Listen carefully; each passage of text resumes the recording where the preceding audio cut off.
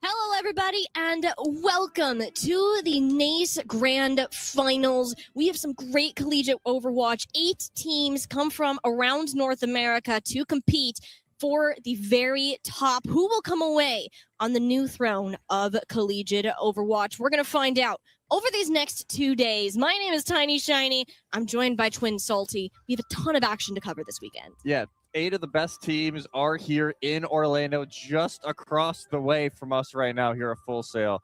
We have an excellent day of Overwatch for you. 8 teams. We're going down to 2 here in the varsity tournament. It's going to be a lot of eliminations. But first up, we got our first games of groups, everybody. Got to start somewhere. Absolutely. I mean, we have, again, teams competing for the entirety of the year after their spring semester performance. I mean, they'd had their whole regular season to get here. And now here we are, a single elim from 32 teams for just the 8 that remain. And I will take a quick look at that bracket to see what we have ahead of us. Because our varsity format is a little bit different than what we like to see. So a lot of is in front of you. Let's break it down. We have, out of our 8 teams, they are seeded into 2 separate groups. Each group will be playing in a double elimination small bracket. Of those top 2 teams that come out, they will be seeded into a single elim semifinals to then go to our grand finals, which will be played tomorrow morning. But yeah, a lot of games to get through if you are going to get all the way to their semis. At minimum 3 best-of-5s for these teams. Yeah, it's a whole lot of games to be played, and maybe even 4 if you go through that lower bracket early on, having to play that extra game. First match of the day is going to be St. Clair against Temu, so you can see the Group B top side matchup. Then we'll go over to the elimination game, first round for Group A, and then back down to Group B for that final elimination game before we got both semifinals today. We have 5 games on stream today, so make sure on Twitch you got everything connected for the drops. We got esports loot boxes going on today, 2 of them.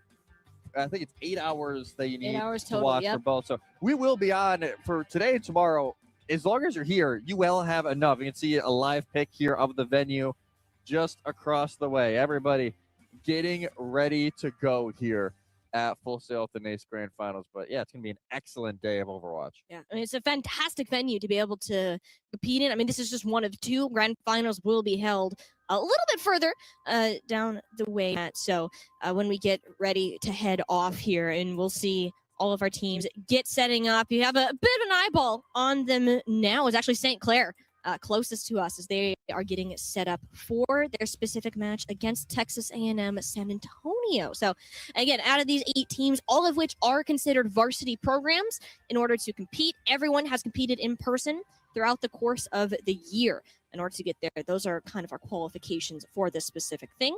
And yeah, when we look at our 2 teams today, we're looking at a 2 and a 7 seed, which you would say is a little bit deceiving, but only for the reason that Texas A&M San Antonio barely squeaks their way into this one, and they have a titan of a matchup to start this one off. We'll take a look at St. Clair's roster. Yeah, here we go. St. Clair. If you've been watching around for a while, there's obviously a few names you're going to recognize here. Razor and Tread, both from Disguised here.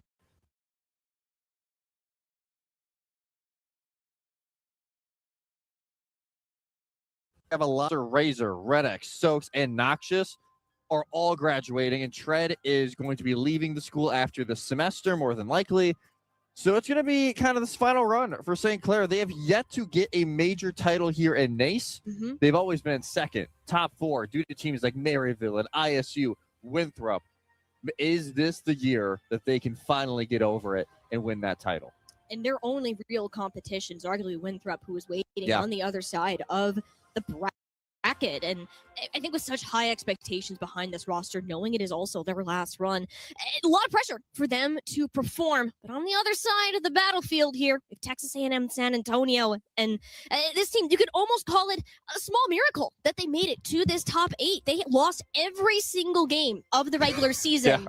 But because they were in that super conference, like every other team that is here, they automatically qualified for that playoffs and ran their way through the single Elam bracket, getting a huge upset over the number 10 team in the country, Cleveland State, to find themselves here at Full Sail University for the finals. Coconut, the star player for this team, his last time, this team very much said, we wanted to make this tournament because of Coconut, give him this last memory before he moves on. And all in all, they've stepped it up throughout the semester. It's been a very tough run. The first time the school has seen this level of competition, but St. Clair, no easy task. No easy task whatsoever. The first time these teams played each other, it was a sweep for St. Clair in the regular season. So not a giant shock here. Obviously, expectation is, or at least prediction, St. Clair is definitely the favorite going in. We've had some changes. Sierra is available this weekend to be played, but in all of our conversations with teams, do not expect to see much of her. She has not really bursted into the meta as some people thought initially. She's kind of faded to the wayside. It's actually Jetpack Cat Bastion. If you've been watching OWCS Korea, you know what we're talking about. We've been seeing a lot of the Jetpack Cat and Bastion comps as of late. I didn't see what China had this morning, but it's quite an awkward comp to watch if you don't know what's going on initially. And play. I mean, we had the opportunity to talk to a couple of teams yesterday, and they were like, we're considering doing this.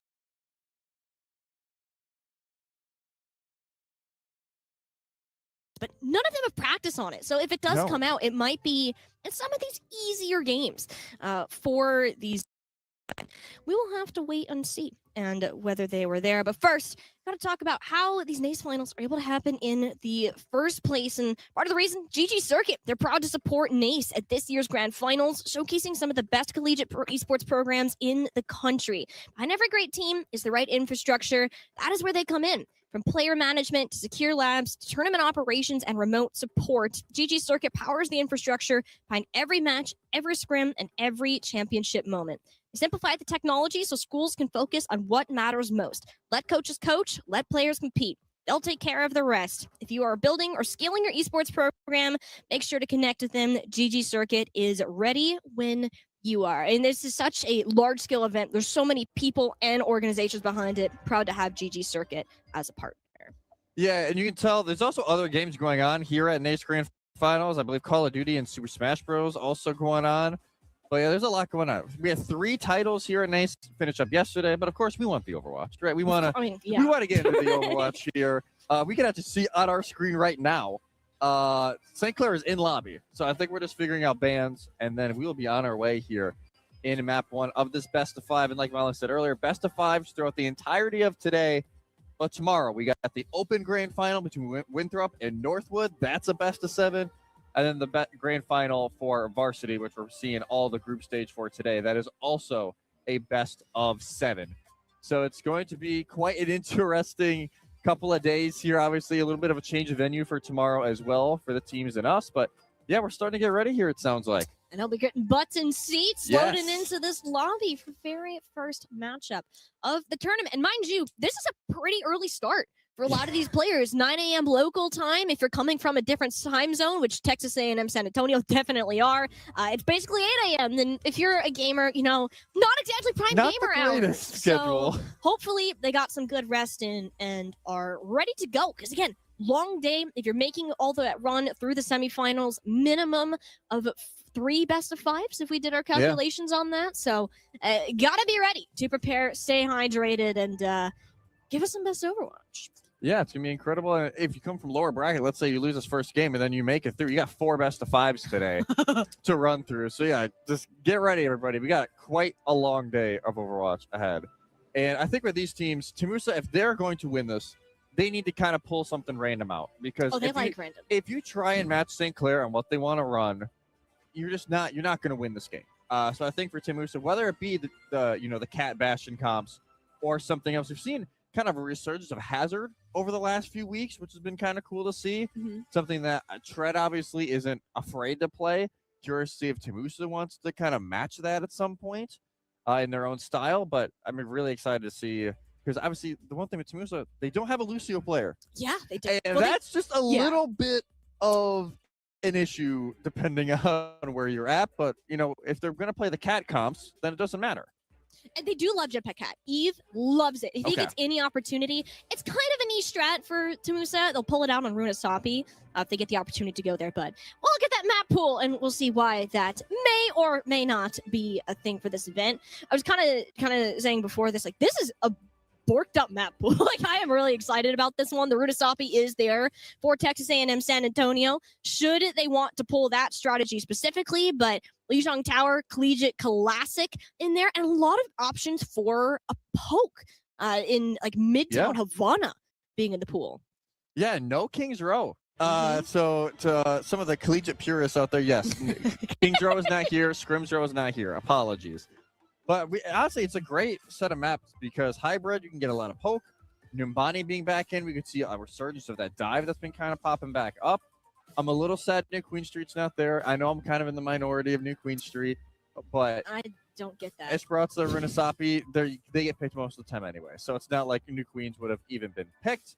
And Escort, yeah, like you said, Havana being back in, Gib, the new style of that, which makes second phase a little bit easier to push through on attack. That's also in this map pool. So a lot of options here, but I think the big winner is the dive teams with this map pool. Absolutely. Because regardless of what map type you're going, you can go a dive-esque map. I guess Flashpoint would be the only one that's kind of iffy, but you can still go Atlas, and that's more of the dive rather than Surabasa. It doesn't look like we have our first map pick in here. It will be from St. Clair. See what they have queued up. It will be, of course, Lijiang Tower. Surprise, surprise! So if you have that on bingo card, there you go. Check that one off for the day. And an immediate Bastion bet. So our bit of an insight on that Cat Bastion comp, perhaps a bit more real than we expected. St. Clair will take that one away first, and their response is the D.Va. And I was curious if this would come out because D.Va, by far the best tank in this current meta. Tread loves it. Texas A&M San Antonio have been picking it up themselves recently. So with that being gone, perhaps more into this Zarya that still remains pretty strong. Yeah, even if it isn't always with the Vendetta to pair up with it, Zarya is still incredibly strong in this meta. But we'll get to see here now as we load in to Lijiang Tower. Overwatch Collegiate Championships varsity here in Orlando have kicked off here on stream. We got a long day of Overwatch ahead, but it's a little sad we don't get to see the Bastion right away. But I think it's a very smart ban from St. Clair. You kind of take away some of the chaos. Obviously, the Cat can still get a ton of value here on Lijiang Tower, but not having the Bastion kind of escort around is going to be a big help for St. Clair, because they probably just want to run Emre Tracer anyway most of the time. And it's kind of what I'm expecting. I mean, Razor has been popping off on the Tracer as of late. And I'm so excited to see him match up against Coconut, because that's kind of been the X factor for Texas and San Antonio. Coconut, if they can give him the space, if he can find a way in, well, it's kind of GG's go next, whoever that opponent is. So seeing those two players kind of match that one up, I will be interested, because it has been a big change. St. Clair, a bit of a previous history between these teams, did 3-0 Texas A&M San Antonio about midway through the season. So it's been a couple weeks since they have played. The meta changed slightly, but that result's still a daunting one to think about. Yeah, definitely one that's going to be kind of tattooed in the back of the brain of like, what can we do different this time around to avoid this same result? Granted, if you're looking at this group, I'd say it's the more winnable group of the two. Group A, Winthrop, Cumberland, Bellevue, and Briarcliff. Like, Winthrop's going to make it out of that group. it is a gauntlet between those other three teams, and we'll get to that later. But here, I think this is winnable for Temusa. Maybe not this series in particular, but even against UT Dallas, a team they have beat before at other events. And NC State, which have kind of been shaky these last few weeks leading up to this LAN. I want to see this could be a nice, at least, tone setter for Temusa and how they want to go out the rest of today. They're also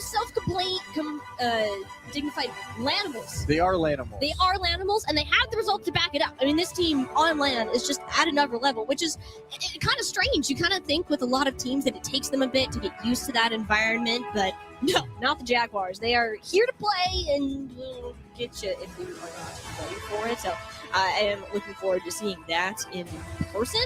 But at the same time, St. Clair has also been, well, I again talked to Trent a little bit before this. He said whipped him into shape before this event. He's putting the discipline into this roster, which there has been a noticeable difference in how this team is played. I think they have some of the best macro out of all the teams that we are going to see, even rivaling that, if not better than Winthrop at times. And it is what allows them to compete at the top level. Tread has been a huge part of that for this roster. You know, Tread is a big piece here, obviously, and having that connection with Zay being an assistant coach on Disguise as well, even though, yes, Disguise didn't have the greatest regular in stage one in OWCS NA, as they're in that promotion relegation series later on. But it is, you know, I think we actually went back to lobby. It looks like two players. Yeah, two players from whoever is on the red side. I think it was Temusa maybe having some tech issues here on LAN. We're getting all these issues out of the way early. And hey, you guys get drop time, so I better not hear any complaints in the comments. Yeah, make sure your BattleNet accounts are attached to Twitch so that you two get your hands on the drops. Again, 2 esports loot boxes, the Collegiate spray. I love that one. Or not the spray, the banner that you have pulled up. Oh, I love that. I have like half Collegiate, half Calling All Heroes on my profile. It just makes sense. It really does. Yeah. Now, do they match with the colors? Not necessarily, but it's so cool. So I'm doing it anyways. Take that. But yeah, it's cool. So make sure that you grab that. I love the kind of pink and blue. Also, can we talk about the color scheme of like the Naze? I the vibe this year. Like the teal and the orange. They change it every year. I think this is my favorite one out of the 3 years I've done this. Last year was like black and purple, which purple best color, but teal and orange. This feels Orlando vibes. Like we're going out to the beach. It does. We're having a great time. I wouldn't be surprised if some of these teams are like, you know what? Let's go out tonight. You know, like Disney is, you know, just around here. It is. Take a little trip over to Disney. But yeah, well, hopefully not too long here to get this all figured out here on the setups. But again, it's LAN. There's like 60 computers or so here. Things are bound. If you've been at these events before. Is he playing Flappy Bird? Oh my God, Tread. Can we? I don't think we can zoom in on this, Brandon, our wonderful producer, but Tread is playing Flappy Bird. There we go. Warm up a champions. Dude, right there. I'm telling you. That is the best. That's the way to do it. Or maybe. Goodbye to Musa. Bye to Musa. He's off. Oh, he's off. Yeah, he knew we were watching. Yeah, he got performance anxiety. He got some stage fright. Oh, can't do that. Come on, Tread. It was entertaining. You know how they have like all of those like shorts that they have like the split screen with like one thing happening and then like a video of like a game happening on the other side. That's kind of what that reminded me of right here. as we're talking, he's like, oh, so what's going on over here? Like, but no, this will be fun, especially on Lijiang. I think, we'll probably go either the Zarya or the Hazard. It's like, what do we think of Vendetta right now? Obviously, a hot fix just came through. Her health got bumped a little bit. But I feel like the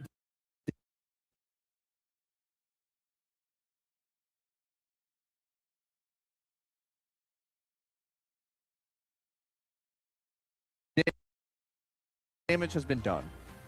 It's rough. Like, unless you have a very solid Vendetta Zarya comp, and that has been your win con. Like Bellevue, I think is one of the teams we could see pull it out.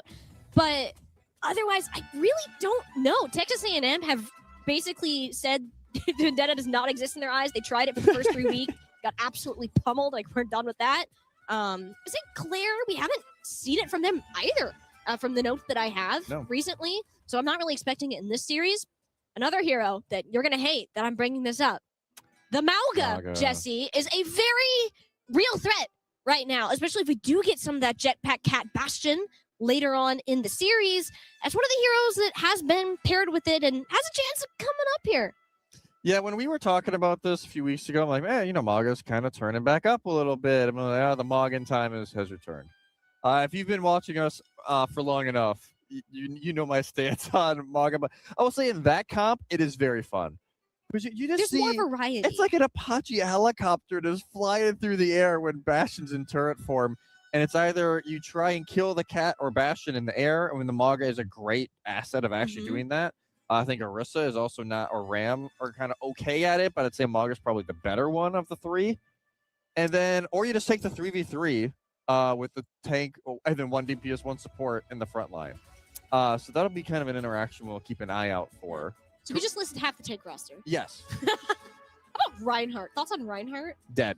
He Wow. is 6 feet under right now. Dead in the gut. As much Okay. as I hate saying that, like I would do anything for a Ryan meta right now. And poor Rhino players out there. I mean, you're honest. You want to play the most honest type of gameplay, but it's a rough one. It's a rough one. You're big old rectangle man. You give the shield while you still have it, and yeah, that's about all you can do sometimes. If I can make a request for next year, or for next school year, that'd be it. Ryan meta. There you go. Even though Syracuse would be a team, they're not here this weekend, but they would be all ears for that, considering they just got Absolutely. Glacier for next year. Yeah, and we're kind of hitting that point too, where it's been a fantastic scene in Collegiate that this time of year we're starting to see a lot more of a high school to collegiate pipeline build. Yes. The high school esports scene has developed. There's a ton of state leagues that are going on, developing into national tournaments with some other partners, and it's building this pathway for these players to continue to compete at a collegiate level, some with scholarships, which most of the teams here do have those opportunities, if I'm not mistaken. Yeah, I think this is the first event for NC State as a varsity program, but they're not scholarships. But they took a massive step. Again, there's at least a varsity program now. They can be at this event, so it's a massive step for NC State. And they're kind of one of those few large public schools that are actually becoming varsity programs. It's a lot of time, smaller private schools, kind of like a St. Clair, like a Cumberland, who want to dive into this space, but seeing a lot more of these, giant universities that are publicly, funded. It's a great thing for the industry. And now we get to see more and more of that as time goes on. It looks like we're still waiting, or as we're kind of just like next gen screen peeking over here. Still got 2 members of somebody, I think Tamusa, still waiting to get into the lobby here. So hopefully you're not going to, be stuck with us just kind of yapping here for too much longer. By the way, if you're in the Orlando area, free to attend. If you want to go watch your favorite players today and tomorrow, everything is free to enter. So yeah, just come hang out for a bit. It's a fantastic venue. You and I were walking around earlier. We've been here before for some other events, and it's fantastic. It looks like Cumberland is full vibing right now over there. That's kind of to be expected of Cumberland, though. I mean, out of the teams at this event, I have a couple noted that specifically are teams. Very vibe-based teams and very loud teams. So I know we kind of talked about in the past, Regime and Hutch. Oh my goodness. Those 2 players, when they were still on Blin's roster, were by far the loudest players in the entire venue out of any game title is being played. Now they're here as representatives of Bellevue University, and I am expecting that exact same thing, where they're like, you borderline walk past, you're kind of giving them a side eye, like, what's going on over here? Yeah. But that's they just have part got of the, to be one of the funniest duos I've ever seen. Like, it is, Hutch is incredibly just funny. If you have ever talked with Hutch, he's absolutely hilarious, whether it be, him on Amplify right now in Face It Masters, or Regime as well, Calling a Heroes, Face It. They've been in everything. They're a fantastic group. Yeah. I mean, that's another point, too. Yes, we have players in collegiate teams, but they're in Face It Masters, Expert, 2 players on Tamusa, both Coconut and Crybaby, both won their Face It Advanced Masters just within the past semester. We have players from Calling All Heroes. Amity is here as a representative and really stepping it up on the tank. Roll swap to Flex TPS for the semester, but she's going to be on tank for this tournament from what we can tell. And then OWCS, of course. We have a ton of representatives, especially from St. Clair, Winthrop, and then Northwood University, who we'll be seeing tomorrow. Yeah, Northwood will be tomorrow, the Northwood-Winthrop final, which is where the whole story this semester has been, is it Winthrop's time finally to get a title? Like, Illinois State does not return due to a variety of circumstances. Like, W. Maimon goes back to Europe, and they have a few other players moved due to OWCS commits, so they don't return. And then it's like, okay, this is finally Winthrop's time to shine, because the only team they lost to the last year or so was ISU. Yep. So it's like, okay, can they get this figured out? Can they get it done? That's not in varsity. In varsity. Yes. Okay. And here in varsity, they are the favorite. Absolutely. Because St. Clair can definitely push them. They pushed them to a map 5 in open playoffs, so we know St. Clair can do it. And then in open, Northwood beats them not once but twice. Yep. Once in Swiss, once in playoffs, and Northwood have all of a sudden catapulted back up to the #1 spot, which I would say at the beginning of the semester, I don't think many people had, because Chronic can't play. They had Haven subbing in on HitScan. So that is going to be, if there is a game that I'm like, guys, you have to watch it. It is tomorrow's open final. That's going to be about 10 a.m. Eastern, I believe. Yes. 10 a.m. Eastern, 9 a.m. Central. Well, that's 7 a.m. Pacific. But that is going to be one of the best games of the calendar for Collegiate. But we still got some bangers for you today, guys. It doesn't mean you get to leave. Yeah, you guys are stuck with us now. You're required to stay. Required attendance. We are holding your jobs hostage, so. But while you're here, enjoy what these collegiate teams have been working on for the entirety of the school year. Top 8 here for NACE Varsity. It looks like we're finally getting ready to go in to map number 1 between St. Clair Saints and Texas A&M San Antonio. Ashton and Diva, still the bands. I just want to know what tank they're going to play. Wanter did love the Wrecking Ball back in the fall. Have not seen it once this spring. And our ball is kind of in a sad place unless you're infected. Yeah, we were catching up with infected yesterday. It's like, guys, it's not happening. It's just, it's not going to. There's so many hard counters to it right now, whether it be, Mizuki or Sabura cast.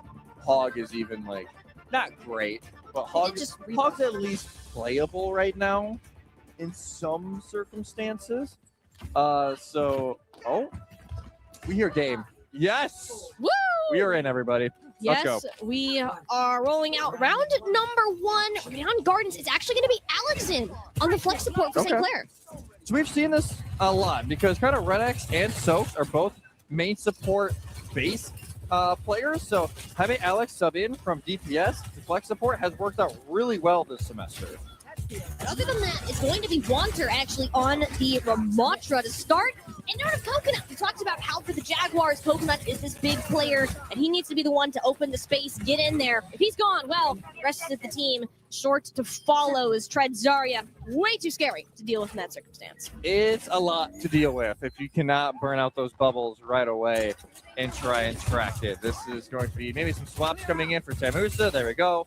Wanter will just match. The Ramatra is really going to struggle against this type of comp. And Noxious, Mr. Canada himself, one more run here before the World Cup and before his college career has wrapped up. It's been nice to see him getting back into the fray. And he's already off to a fantastic start. I mean, Crybaby being on the Cassidy, it's kind of difficult for him to match the Soldier. So strong with the range. And you can see the chunks he is just taking out of these health bars, almost up to an overclock already. Musa taking their time on this approach, waiting for those bubble cooldowns. With Wanter being on the Zarya, that is by far his strongest pick. They already got Razor out of the fray, and the value of the flashbang coming in for Crybaby, looking for the last shot on the Noxious. He won't find it, but that's why you got Coconut there to cover it up. Clean team white for Texas A&M San Antonio. All started off with Razor, of all people, getting taken out first by Eve. That opens up. You don't have to worry about a Tracer in your backline all the time. And let Tamusa really settle in. And now already, Kitsune Rush built up here from Cupid Soldier.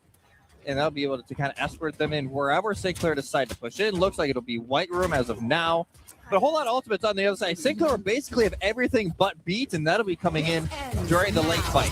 We're starting us off with a Noxious overclock, has the red carpet, giving even more of an advantage with these shots. Just aren't landing the way he wants. Look how much pressure he's under. Alex has to pump every single healing paper in.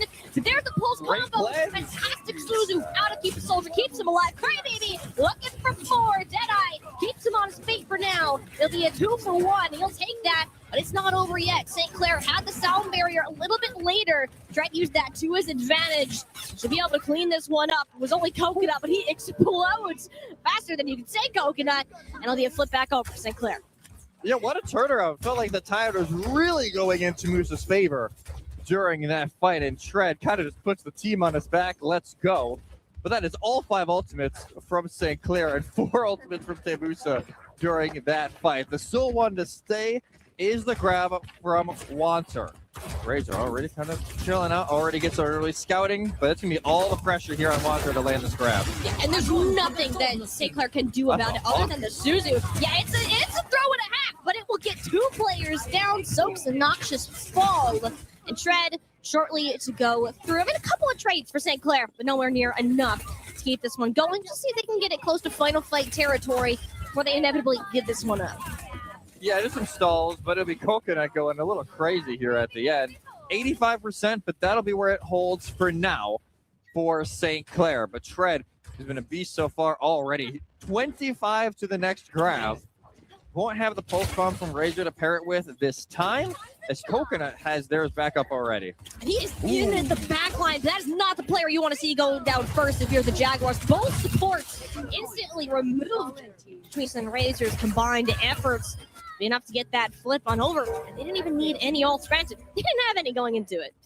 No, clean kill on a Cupid Soldier, and with all those heals gone, it's just rough. And Temusa now swapping over to Stealth Crybaby on the Reaper, and this gets grabbed. Yeah, it gets grabbed. No touch, really. There is a Wrecking Ball swap from Wanter, so he'll be on the point, but the rest of his team, well, fighting against gravity, and they're not winning.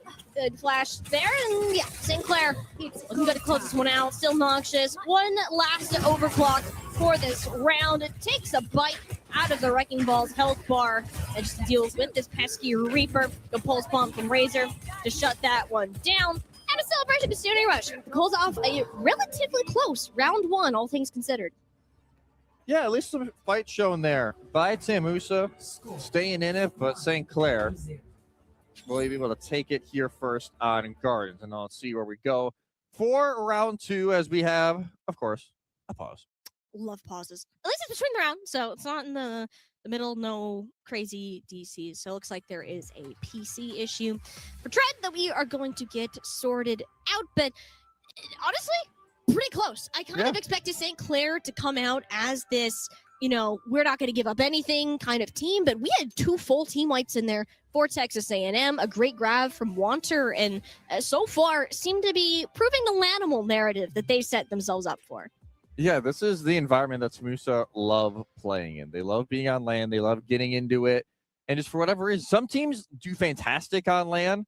Some teams really struggle on LAN. It really is kind of that double-sided sword. Even like Nightmare back in Champions Class last year. Mm-hmm. They were a LAN team and then became not a LAN team at the back half of the season. But we will talk about that, guys. But that's kind of a great example of it. Let's see Temusa, maybe just as we get going here, how they want to go at it. Because again, they're not a Lucio team, even though they're playing it right now. They'll always play it, but Eve doesn't play Lucio on any of their teams that he's been on. He still is a flex support traditionalist outside of that, but he's not a bad Lucio. And he kind of undersells himself. He's not super confident in it, but I'm like, dude, you're nailing it. Like, we're not really seeing him picked off first, and he's so consistent. But yeah, any chance he does get to swap to either love the Jetpack Cat. Yardi is another one that we've actually seen be pulled out quite a bit, if that does come up, which she's still relatively strong in this meta. So on some of our hybrid or escort picks, I wouldn't be shocked if we saw her thrown out. No, I wouldn't be shocked at all if we saw the Ilari, especially on like a Midtown or a Havana. Once we get into these poke heavy maps, I wouldn't be shocked at all if we saw some Ilari go into play, because usually it's like, it used to be the BAP Zen for the longest time on maps like Circuit, and then Zen's still like, the Discord's great, but he kind of just gets jumped most of the time, and at least having one sort of movement ability for Ilari has really helped her kind of jump into that position. Looks like we're maybe getting here now. We are back into the game, and it'll be Night Market for our second round. Night Market, keep an eye on Coconut, because Temusa are known to pull out that Pharah, by far the biggest winner from the recent patch that we had for Season 2. Wouldn't be shocked if we saw that again here. Crybaby is moving over to the Emre by the looks of it. And I like that slightly better than the Cassidy, just because there's range difference on this round. And you can better match Noxus on that Sojourn. Yeah, you can at least match the range of Noxus.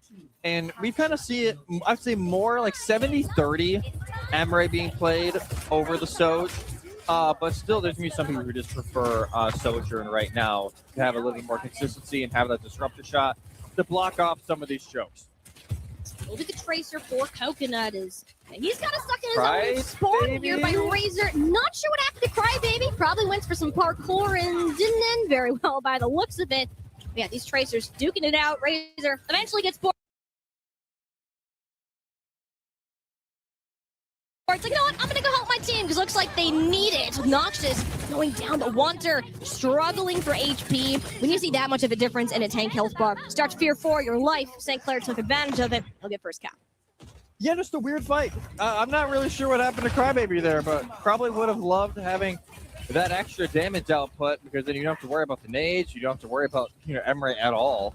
And that's just a great asset for St. Clair just to waltz on in, cap this one first. But already, Coconut just marking by point, trying to drag out some attention back over.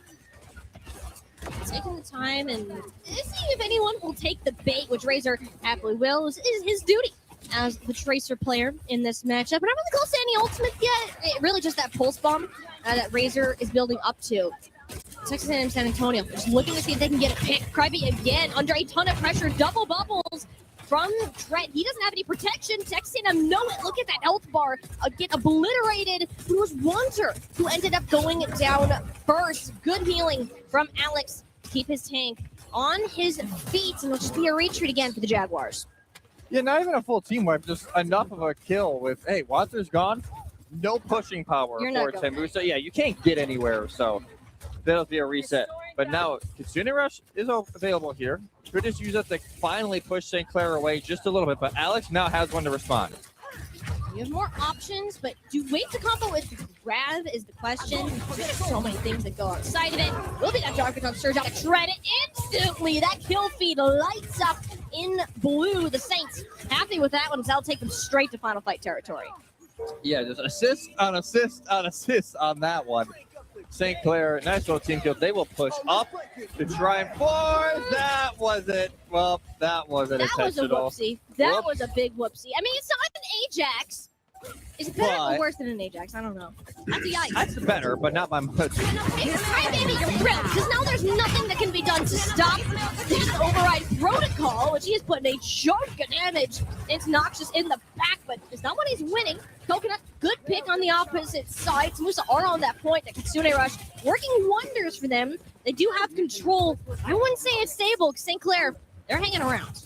Yeah, but St. Clair know they don't have to win this fight. They can take this slow. They just need to win one more fight to win the map. So might as well let Temusa use all those ultimates. Still, Sound Barrier about to be up here, but Eve Wanter eventually will build up this grab. And that'll, as long as they rotate this, could actually work out pretty well. This is the one time that I may encourage a tempo beat play. But hey, you don't need it. Treads already did. Fantastic start for the Jaguars. Eve looking for a bit of a poop. Actually ends up getting it onto Noxus. Nice little kill for him. And he says he's not a Lucio player. Picks up 2 in that fight alone. Liar. Yes, I'm saying. Oh, I say Lucio's so fun too. Like, how can he not be a Lucio player? Yeah. But again, Sound Barrier to answer anything St. Clair want to pull out. They have Pulse and Grab for this fight. Temusa, they have all the right pieces to start turning this around, but do they use them correctly? They need to cycle ult because you cannot afford to lose a fight. Will be that grab to start. Looks like it only grabbed Noxus though, and you don't even kill him. Oh no, Coconut comes in from the back, so we'll make sure it doesn't go to waste. And St. Clair, that's enough for them to back off. And honestly, maybe even better. Razor gets caught. That'll be the full reset now for St. Clair. But that'll usher just a slight push for Temusa, but they know they cannot get greedy, cannot have a kill fall to St. Clair's way. But still know the Pulse Bomb in hand. Both support ultimates for Temusa and forwarded to the Override Protocol. The signs are lining up. St. Clair is trying to get out. But it was a bait and switch. The Sound Barrier's there from Eve, but even that isn't enough to save Wanter from the focus fire. That is St. Clair's insane play. shutting down Cupid's soldier on this attempted fast push. They had all the right ideas, but Tread had the ultimate answer. A boop, though, does take the tank off the map. Eve is still alive. Can he get a touch? No. Shut down at the last second. St. Clair take map 1. St. Clair, a little bit of pushback from Tamusa, but like you said, a great bait and switch from a St. Clair there. Allow them to push in with that Kitsune rush. Make them feel like they are in complete control of that fight, and then just throw the grab in for the end. I think this might actually be... No, this is round 1. With Tread, this is when they just brought it back. It felt like this fight was completely falling away from St. Clair's control, and they're able to win it out. But yeah, St. Clair, again, this is kind of what we expected. They're going to run their tempo. They love playing, these Zarya, these Diva comps, even the Hazard a little bit later from Tread potentially. These are the comps we know they're going to run. Now that we're going to enter in, that Tamusa will get the first ban. Do we see a protect ban on Jetpack Cat if they want to run that? A lot of options here going into map 2. All things considered, though, very close map. I think when you're looking at the caliber of St. Clair, I'm a little shocked with how close that was able to be kept by the Jaguars. They are buffed just being in this LAN environment. We can see how well that communication was going. But then on the opposite side, you can also visibly see the effect that Tread has on the discipline, the ult management, especially with that grab into the Kitsune rush at the end when you just did not have any sort of ultimate advantage. Turn that around real fast. So Zen ball in Tamusa's court. Where do they decide to take us? They love their New Junk City, but unfortunately for them, that's not in the map pool. Not there in the map pool for Tamusa. And one special thing here, special thanks to our partners at Raven GG. Raven is the official merchandise partner of NACE and the premier platform for creating your dream custom gear. Whether you're outfitting a team or building a brand, Raven gives schools everything they need to look their best. Visit raven.gg to start creating today. And as someone, I will say, I've had my fair share of Raven jerseys. They are great quality, fantastic all around. So go check out Raven at raven.gg. Now we can see what Tamusa would like to do. Like you said, they're probably their normal pick once they lose to New Junk City, not in the map pool. So where do they want to go now? Probably not a Diva-friendly map, if I had to guess, considering that Diva ban is already off the table. I'm a little surprised they used the Diva ban that early. Yeah, but it's Lijiang. Like, you kind of have to. You have to. I don't know. It's really early Diva ban. I know they like Blizzard World and Runasapi, so I'm kind of leaning towards those as potential options. The Flashpoint is their favorite game mode. They will pick New Junk City 9 times out of 10. That's what they did every single map 2 in the regular season except one, which I'm not sure because it wasn't streamed. But every time that it was on broadcast, went to New Junk City.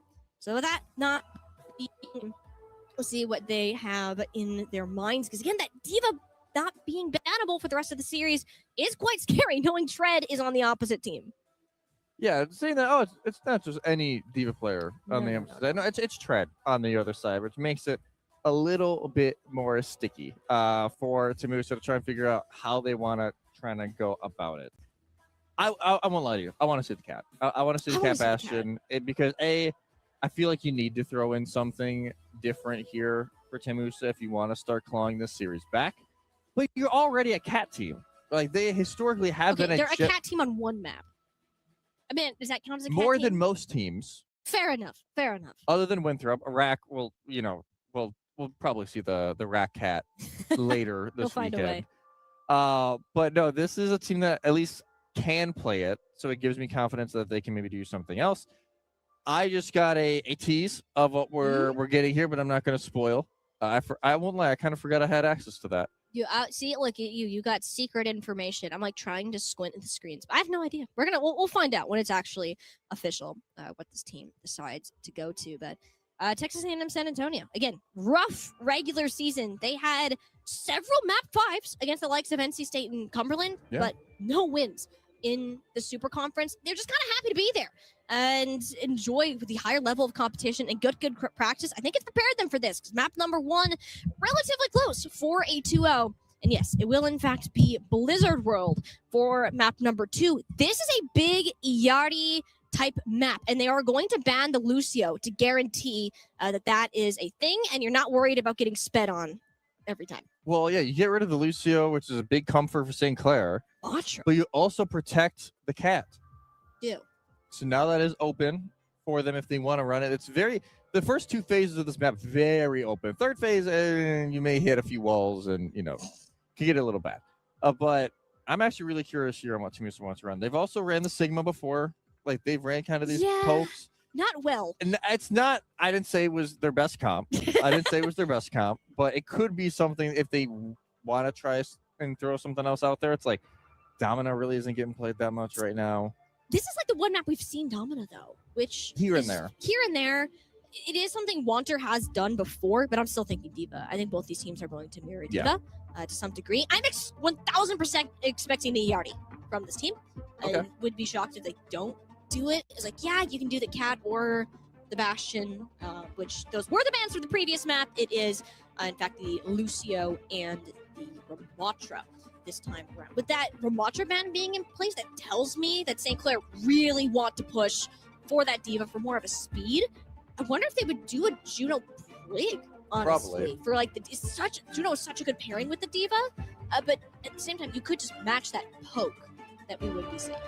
Especially with the Lucio gone, if you still want some aspect of speed, then the Juno is going to be a great option there to kind of usher everyone in. But I think, we'll probably see a little bit of Juno Brig essentially here going on. We've seen a lot of combinations, though, in the support line, especially in this map. Like you said, Alari, Ana's been getting played a lot recently. Kiriko's just Kiriko. Yeah. Just continues to be better and better and better. Obviously, a little bit of a nerf during this Season 2 patch. But she's in such a great spot overall where it's like, how much does that really matter? Probably not much. I mean, even with the rolls. Yeah. It's an interesting situation because we didn't see the farm on Lijiang Tower. Because I've seen that from Temusa every single game. They didn't do it. So, bit of a change, and I think that is a sentiment towards Razor's Tracer. A lot of respect given over to that. I think if you didn't match it, we would have seen it. That would have been a big issue. And Coconut holding his own at the bare minimum. In fact, overachieving for a lot of points. But having a very solid series so far. As we get ready to go on into the Lizard World, I'm not really sure who is starting on what side, so I think that is also going to determine what our compositions will be like to start us off. We'll find out here in just a second. It'll be St. Clair on defense first. And not much of a shocker in what they're running. Actually, I think sides are swapped. Sorry, that's Temusa. That is Temusa. Names are swapped. Names are swapped, yes. So Temusa on defense. They'll actually go with Zarya. Knowing that, hey, the D.Va's probably on the way. Have a nice little counter there out for the D.Va on the other side. But there is no jetpack cap, but that Alari you were talking about is in play. Eve will be on the Alari. Cupid Soldier will stick to the Kiriko, and it will be that Brig Juno for St. Clair. That TP probably just out of spawn. Yep, there it is. Razor going over to the Tracer. And Tread, as soon as they realize that it's Zarya, they choose life. They will just match it themselves. He's happy to do. I mean, Tread D.Va, Tread Zarya, same thing, basically, in terms of skill level. Not much of a concern. I'm slightly worried for Temusa just because of the Juno. You still have some aspect of speed, that orbital ray, real scary to deal with. But there is no Kiriko, no protection Suzu for this tank of Tread, which can't hurt. Speaking of hurt, Razor lost almost all of his health there. And a couple of shots from Eve. Now, by the looks of it, is he already a huge threat? Happy to be on this flex support. Yeah, this double flex is where they're really going to be more comfortable. Nox is almost finished off immediately, but is able to survive for now. But St. Clair did get to the point that Temusa weren't holding up that far. They wanted to fight in this range, which, hey, it's working out. Wanter Razor's down soaks in the front line, and Coconut kind of free to just fire away at this angle since Razor is nowhere in sight. Wanter going down, though, is a bit of an issue. You kind of have to stall this out or at least get Tread down here, which appears he overextended. Coconut wanted to go in for the kill. He's so incredibly low, but Alex will keep him on his feet. Yeah, great heals there from Alex to keep Tread up, keep that charge online, and now continue to walk on forward. Crybaby already falls over. We take that trade, though. I mean, you give your life for the Juno and Alex? Absolutely, and so much less healing towards Tread. 90% to craft, though, because Wanser died. He's so far away for it in comparison. You got that, you got the pulse bombs, you keep it soldier. He's gonna put out this Kitsune Rush, but it's just deja vu. Back to what we saw in Lijiang Tower. Shuts down the Kiriko ult. And St. Clair will find themselves feeling comfy here on point A. Yeah, honestly, even for Blizzard World standards, pretty nice time bank going into second phase. It'll be just probably 4 to 4.5 minutes. Yeah, 4:20 going into the next phase. And Razor, they want more, but yeah, he's going to have to kind of settle with just the damage and ult charge that he was able to pull out. Rally and the orbital ray here for St. Clair. Either of those can match up with Noxious to help incentivize this overclock during this next fight. But there is no cleanse for this Captive Sun. And they are using that and Override Protocol at the exact same time. Like, this team doesn't stand a chance. St. Clair, as soon as you see that, like, we are not touching a single shiny button. We will give up this. But for Tamusa, I think they're honestly okay with that unmatched Mimic, because look at the position they now have to hold. Yes, now they can just hold this backside of first phase. And we've seen this more and more as of late. They just want to play up because you don't want to allow St. Clair to have any sort of setup. Getting overclock from Noxious, something to kind of break through with a bubble for water. Not to get him to safety. Now the rest of the team, their fate's unsure. Crybaby, in fact, loses his head with the very last shot that was charged. Wanter does have a Graviton Surge. He's going to throw it out in an attempt to turn this fight around. But Soja's saving his rally for this exact moment. Giant shield for the team, and a huge pulse bomb from Razor. Both supports blown to bits. And St. Clair, what a way to get themselves out of that hole. Yeah, just punches their way through the stronghold of the Jaguars, and some changes are coming. It's Coconut all the way at St. Clair's home. Buddy, that is not where you want to be, because Razor could just go right there to heal. Eventually, Coconut will make his way back over to point, so will Razor. Just kind of a little bit of a drive-by here. I don't mind this. Try and shut down Shred a little bit more. You make them use the bubbles more defensively rather than set up.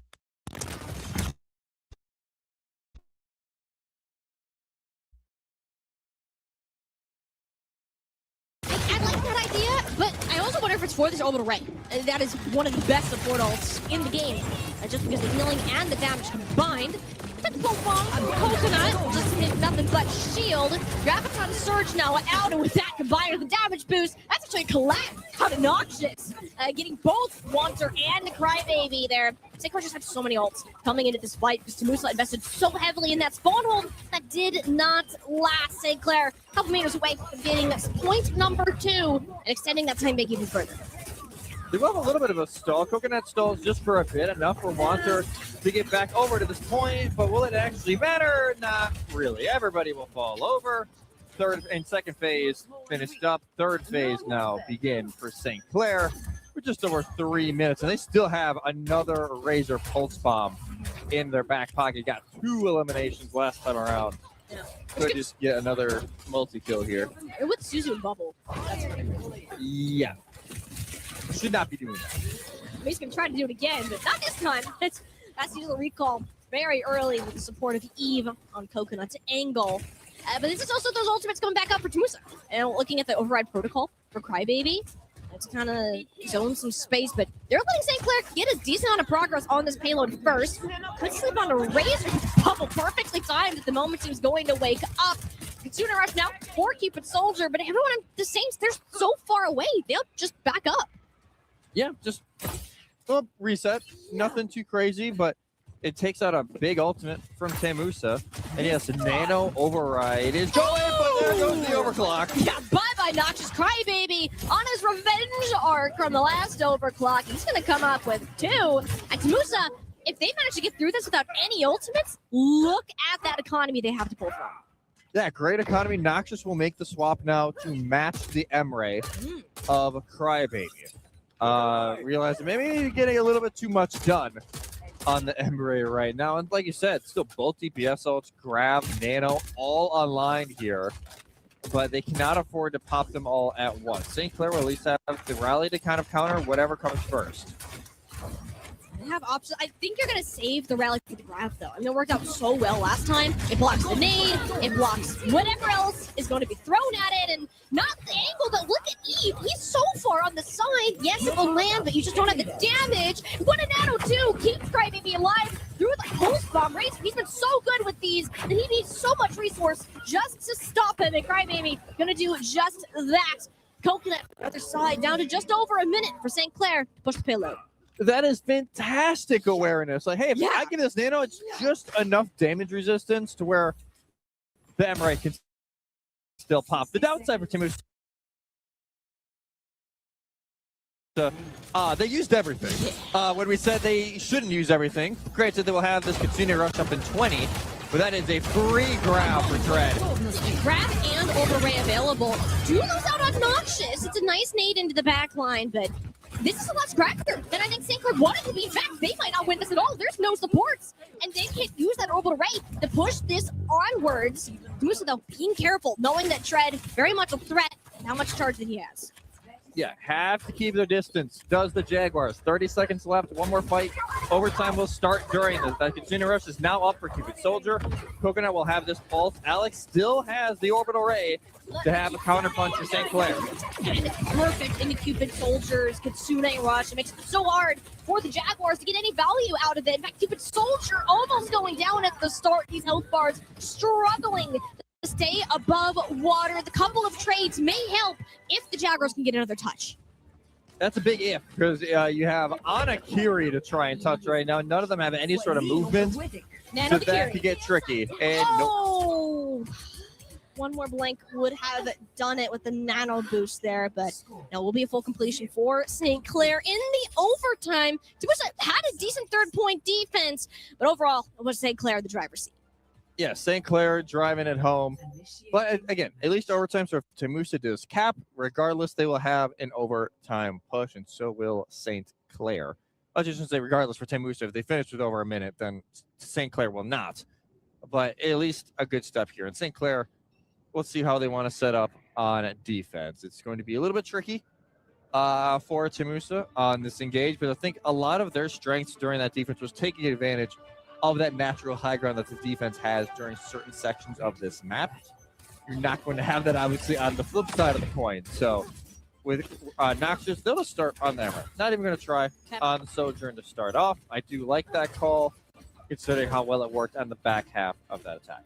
And the range is much more consistent. Yes. It's easier to match Crybaby, and you're not playing Sojourn RNG with the primary. So I like that swap a lot, but to take a look at the stats here, Crybaby 16-6. He was really having a great time. Cupid Soldier as well, underrepresented, but if he gets off this Lucio, he says he's not a Lucio player, but maybe that's because he can do things like this on the Ana if given the opportunity. But overall, St. Clair, consistent as ever. They're setting up for this 1st-point defense. Here we go. Can they hold it down here on the point? But this would be the big test for Temusa. Can they keep the series kind of pretty competitive, right? If St. Clair just hold the line, it goes 2-0. All the momentum in the world is in the Saints' favor. Temusa have a tall hill to climb up. But if they can at least have a good attack, bring this into OT, we could have a series on our hands. I don't have high ground. Crybaby up there with Eve, a huge bio-nade, either to force bubbles from Tread, or just to land it like that. That's actually one on the Noxious. Tread, losing a ton of resource because of it, but Eve under pressure. That's kind of Razor's main job. Do not let this grandma exist on the high ground. Coconut, an excellent bodyguard, though, for his support player. He'll be A-okay, stay in this position for a little longer. Oh, never mind. Razor's back. It's like, that's not good. Coconut went on an adventure. He's hunting for her. Look at the peel coming in. Coconut was farming in the back line, and he just couldn't get the same result from Razor. Evil eventually take out the pain in the side of, my goodness, Temusa. That was great. And an underrated picture in that fight was Soaks. Yeah. So early in that fight, eliminated, and it's just the armor packs are gone then for Razor. Makes it a little more difficult to challenge Eve on that high ground. And it'll be an extra 45 seconds or so. Going into second phase for the Jaguars. This is exactly what they needed. The Diva swap is great for mobility. If you're face-to-face with the Watcher, maybe not so much. Yeah, you can't really be within the 20-foot radius of walking. if you are Dread here, so we'll have to be careful. I think it's more of a, can we bait these bubbles out or some of these large resources and go for more of these big coconuts? What a stick onto Alex. Grabs him at pinky toe at the end. He's going to get the second in the 1v1 win for Razor. I've said it so many times today. If Tamusa's doing well, because this guy is firing on all cylinders. Do lose out on Cupid Soldier, so that's going to slow the push a little bit, but they're still getting the payload progress they want. Yeah, still some payload progress, even if they don't have the total height control that they would like to have right now. Crybaby will go back to help usher in a Cupid Soldier with a rush, but St. Clair have an abundance of ults, but no more Razor. Yeah, no more Razor, no more Pulse Bomb too. He'll be shut down, and Tamusa, they will no more. Notches popped mid-air. Every diff, says Crybaby. He's going to come up with 2 as they're going to invest heavily into that. And there's your second point. I don't think you get a good touch if you are St. Clair. So just backline somehow. He's rallying to stay alive, and it's nowhere near Dread, who desperately needs some healing. Alex certainly can't assist with that. He'll pop the orbital ray. There's a Graviton surge from Watcher, but no, never mind. Dread says, I like gravity. That sounds great. Eats that one up, but he'll fall shortly afterwards. Tamusa, are they still in control of this? Is the question. Not really. That was so scrappy.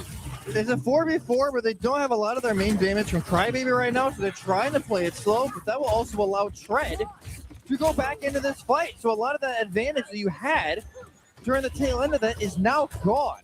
And now Tamusa have to fully reset. It's a little bit of a disaster, but that rally actually ended up working out. I wasn't so sure at first, but Soak stays up. Armor packs are big.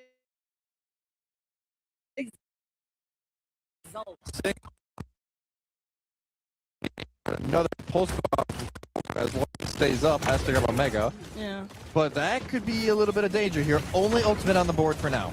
And it's not a super reliable one in this day and age. Look at these supports. And a nice and juicy opportunity. Eventually throws in, won't quite land, but it buys so much time. Look how low Tread is. It's because there wasn't any healing support. Crybaby's able to take out Razor. That's the value that Coconut brings, even if he's not against or getting the actual elims, he's taking the attention away. So those resources for St. Clair are limited in the front line. But because that pick is taking so long to follow up, now you have Nindon coming in. The spawns are close for St. Clair, and they want to keep holding this one out as long as humanly possible. Razor back in the fight, has the pulse bomb. Somebody needs to steer on the payload, getting a little too close there for St. Clair. But as Tread falls, the pulse bomb goes wide. Hopes for a defense here are slim. In fact, 0. 3 minutes, 40 seconds now for Tamusa to finish the map.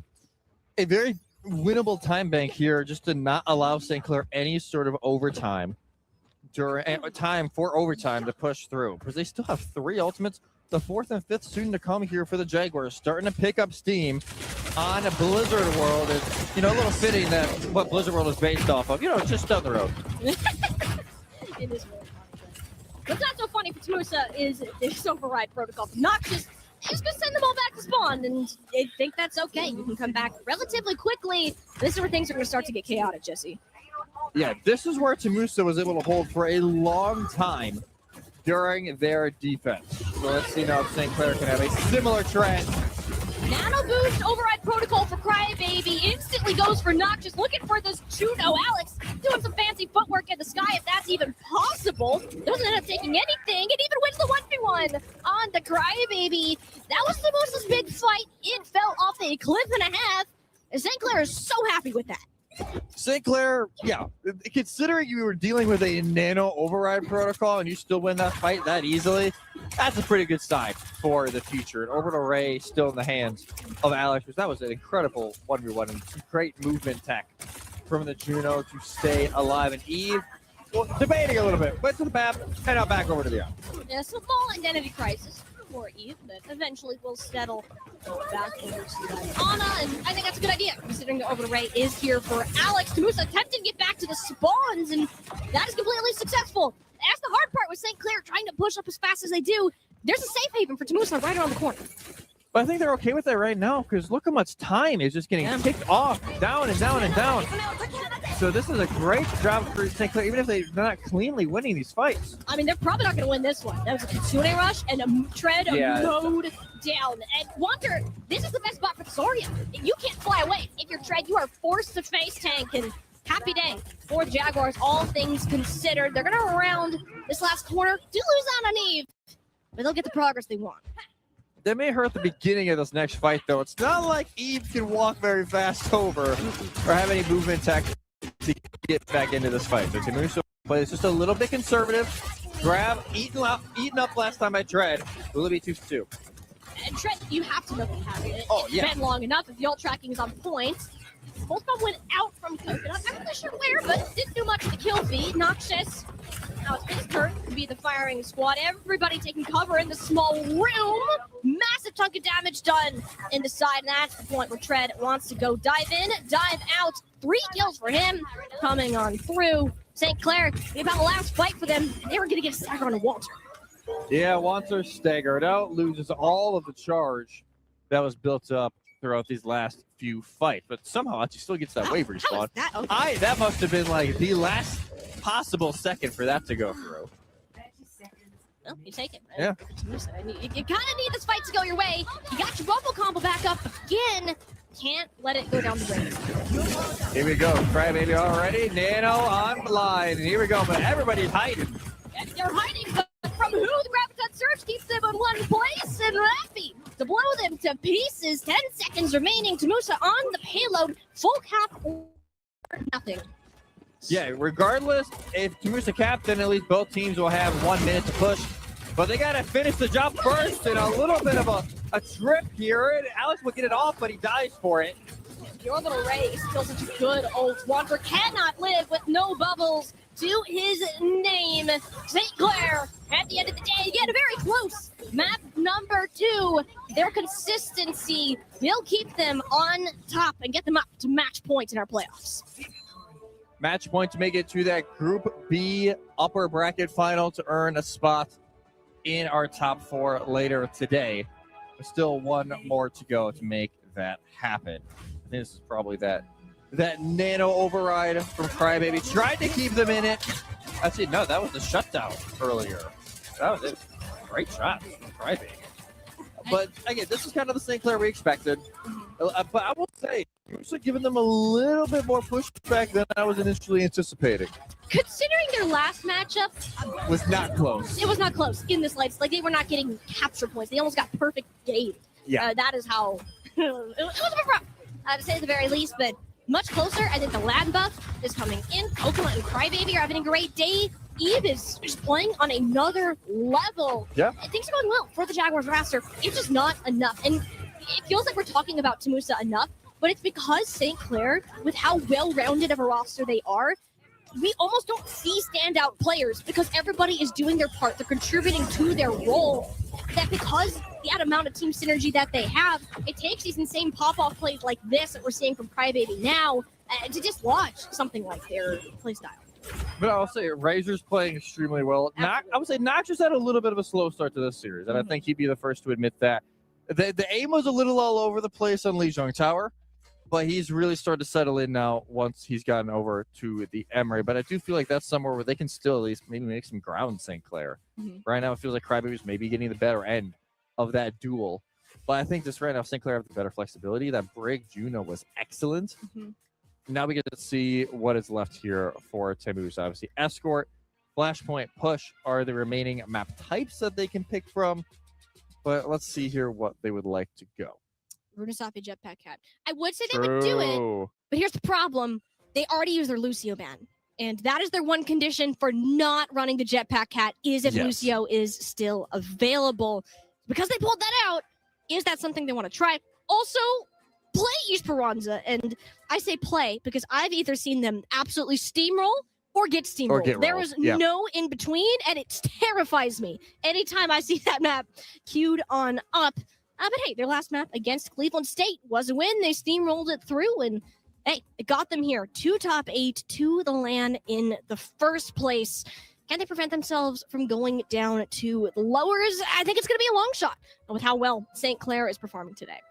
You know, St. Clair, and this is especially that last map was kind of classic St. Clair. Yes, it's been taking them a little bit of time to get into it this series. But, and also, guys, it's early in the morning. So it's like, that's kind of the expectation. It's 10 a.m. now. Is that still early? Well, for some of these teams, it could be like 9. Like for us, it's like 9 a.m. Yeah, I mean, and they were here at 8. Most teams were here at 8. Well, Tamusa. Tamusa was not here at 8. They were not to call them out, but they were not here at 8 today. But they're here. They were on time for their match. They just didn't have as much warm-up time. So. Yeah.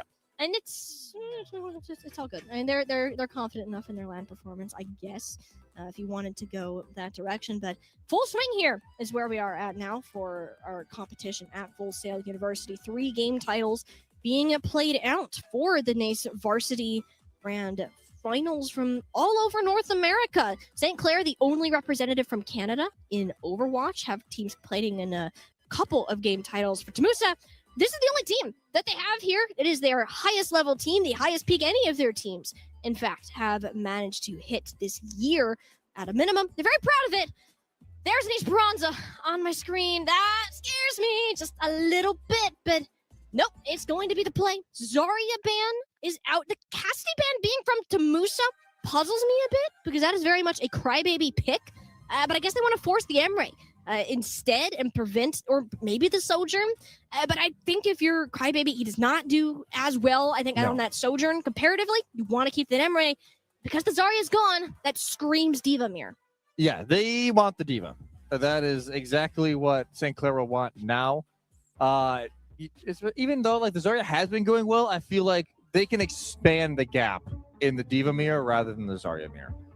Because watcher Zarya, I will say, has been excellent today. He's been keeping up with Tread. It's the best year. But Tread has definitely still kind of extended that a little bit more and a little bit more as this series has gone on. But let's see here for Tamusa. Do they have enough gas in the tank to send us to another round? Or will it be a 3-0 here to start us off today? And I think these first 3-4 minutes are going to be the most important for the push map, as you said.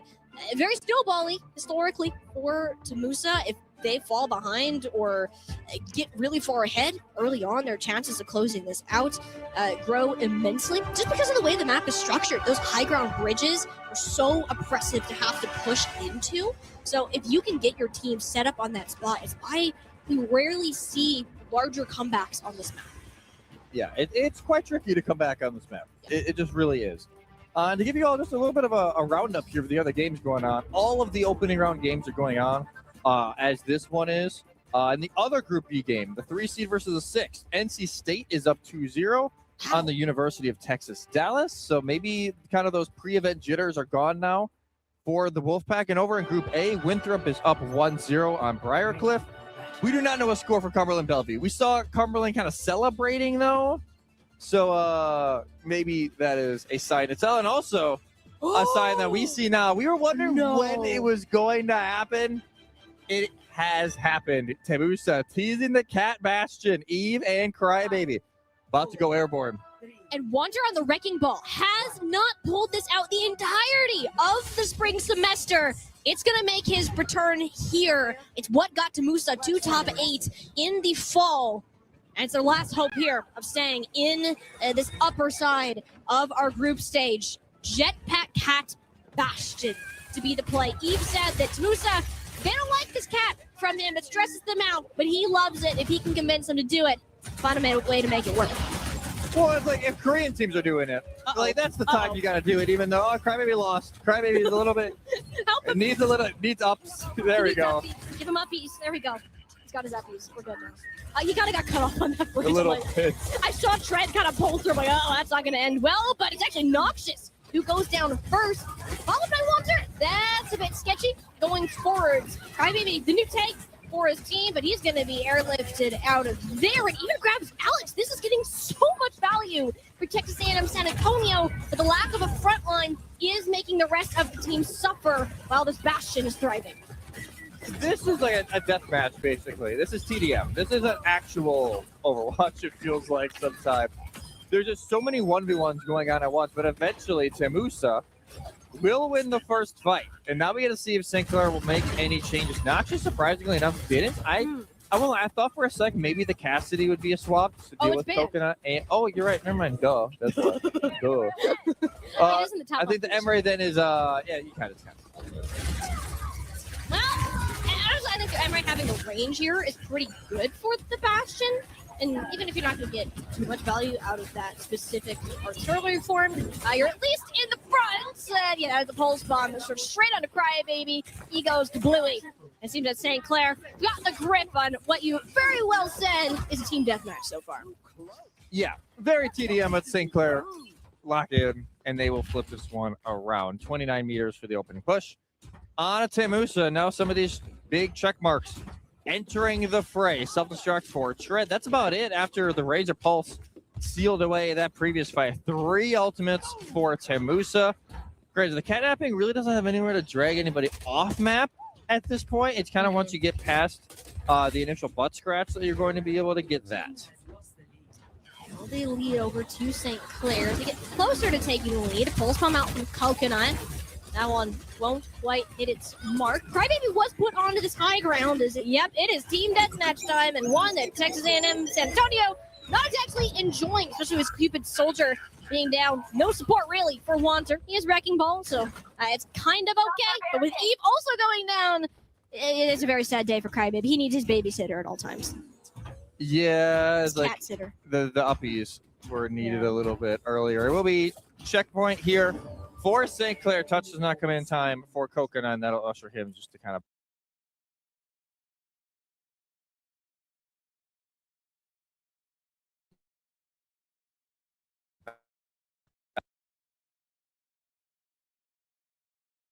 back off there for a minute. Used compared to the 2 from Temusa, that's a fight you really needed to win if you're the Jaguars. Who know this lead can get extended real fast, and this is starting to get into that margin of St. Clair okay just to play here near mid. Take advantage of the high ground. Yeah, and they're doing just that. Eve, I think, was setting up for a catnapper. That plan thwarted by Alex and Shred, just running through everybody else. I mean, there's nobody to stop this diva with Wanter on the ball. Yeah, this is going to be tricky for Temusa. It feels like they need to do this next fight, or this series is done. Like you said earlier,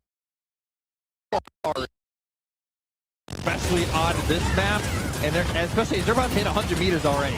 Yeah, St. Clair, that's where the ultimates are coming in. Both DPS, Noxious, chunking through health bars. Cupid Soldier again going down. Ton of value out of that override protocol as the Saints want to walk this one home. Trying to usher this one through for Canada's finest to book a spot in that upper final here in Group B. To, as of now, will more than likely play NC State, but Temusa not done yet. Mine's on point, and Shred just gets dragged through. I love that. Genius play from Wanter and Eve. Nice little bit of synergy, but it just won't be enough. Self-destruct from Tread guarantees him a rematch, and Cupid Soldier has been getting harassed this entire game. Coconut not able to keep up. And with the team comp changes, the lack of a solid core, well, there you go. There's more of it. Wanter, last second Mauga swap, but perhaps too late. St. Clair, mere meters away from a full capture. Kitsune Rush activated for Alex. One final red carpet to see if there's something else that you can do. A little bit of trash talk from Tread in the chat says you can't play this, it's new. Temusa, they wanted to try something, wanted to give it a shot. They had nothing to lose, but unfortunately the gamble will not pay off. Beautiful kunai throw from Alex, finishing off the cat for one final time. St. Clair 3-0 in the first round of the NACE Varsity Playoffs. They will go through to that upper game against potentially NC State. Again, we were waiting to see when that result comes through, but yeah, that's the St. Clair we know and love. Yeah. We said, like, hey, this could be a very close game, or it could be a roll, and end up being the latter here. And this was actually right at the end. Alex, just some beautiful flicks on the Kiriko. Nice little whoop. Bye-bye, cat. And I would say some good signs for Temusa to take away from this. Maybe understanding that, hey, maybe the Cat Master Cup isn't ready yet. But if they do go against UTB, which if I had to guess right now, it's probably it, as to see Alex as MVP. Fair enough, guys. That's kind of what we thought it was going to be. I think they actually do have a chance because they're 1-3 against Dallas this year, but that one win was very recent, and it was on land where they have played better historically. So best of luck to them. That will not be on stream. St. Clair now, they will await the winner of that, and then if they win that in a semifinal later today against second place from Group A. But a great start here for the Saints. Yeah, St. Clair, they're coming in this with the expectation that they are making it to this finals. The only team they have lost to in this bracket, of course, being Winthrop University, who are in the other groups. They wouldn't have to face them until way later on, depending on how all of the seeding for that single Elam top 4 ends up playing out. But for now, the Saints, great showing of what they have to offer and what is still to come. Yeah, and here we go. Like, this is again, we're in it now, guys. We are in the land here. Again, this is the first, for context, for you maybe you're watching for the drops. We know there's probably a lot of you here that are just watching for the drops and you're wanting to learn more about Collegiate. This is the first time we're going to crown an Overwatch Collegiate champion on LAN since 2019. It was pre-COVID. I was in high school. You were what? Either high school or middle school at that point? Something like that, yeah. Like, it was a long time ago. Even though Cabe, I think, was still playing Collegiate at that point. That tells you how long he's been around. Just call him old. He's 27, but he's a grad student. So, Okay, you know, well. hey, fair enough for getting your master's. But it's a great opportunity for these teams to kind of crown a champion here on LAN. And, yeah, it's fantastic so far. Yeah, we've had the showing that we wanted. Tamusa kept most of the maps close, all things considered. Gave us a good taste of what is still to come for Collegiate Overwatch. As we said, we have 5 total series to show on broadcast today. We're actually going to head to the other group for our next match to see a bit of a bittersweet which team will be heading home first on that side. It's always a sad thing that we have to watch our teams. Yeah, before we go here, one quick more shout out to Raven for all that they do here for NACE. Special thanks to our partners at Raven GG. Raven is the official merchandise partner of NACE in the premier platform for creating your dream custom gear. Whether you're outfitting a team or building a brand, Raven gives schools everything they need to look their best. Visit raven.gg to start creating today. Some of the teams here are actually wearing Raven jerseys as well. I know all the NACE staff are wearing Raven gear.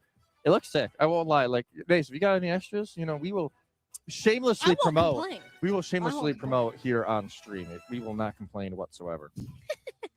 I know, we get to see all these fun jerseys. So make sure as we get ready for this break, keep an eye out for all these players, all these jerseys, all these schools that are being represented across all 3 game titles that are played here at Full Sail University in Orlando. NACE Grand Finals for the varsity side off to a banging start as we're going to go ahead, throw it to a quick break before we head off into our next series. So stay tuned, much more Collegiate Overwatch to be played.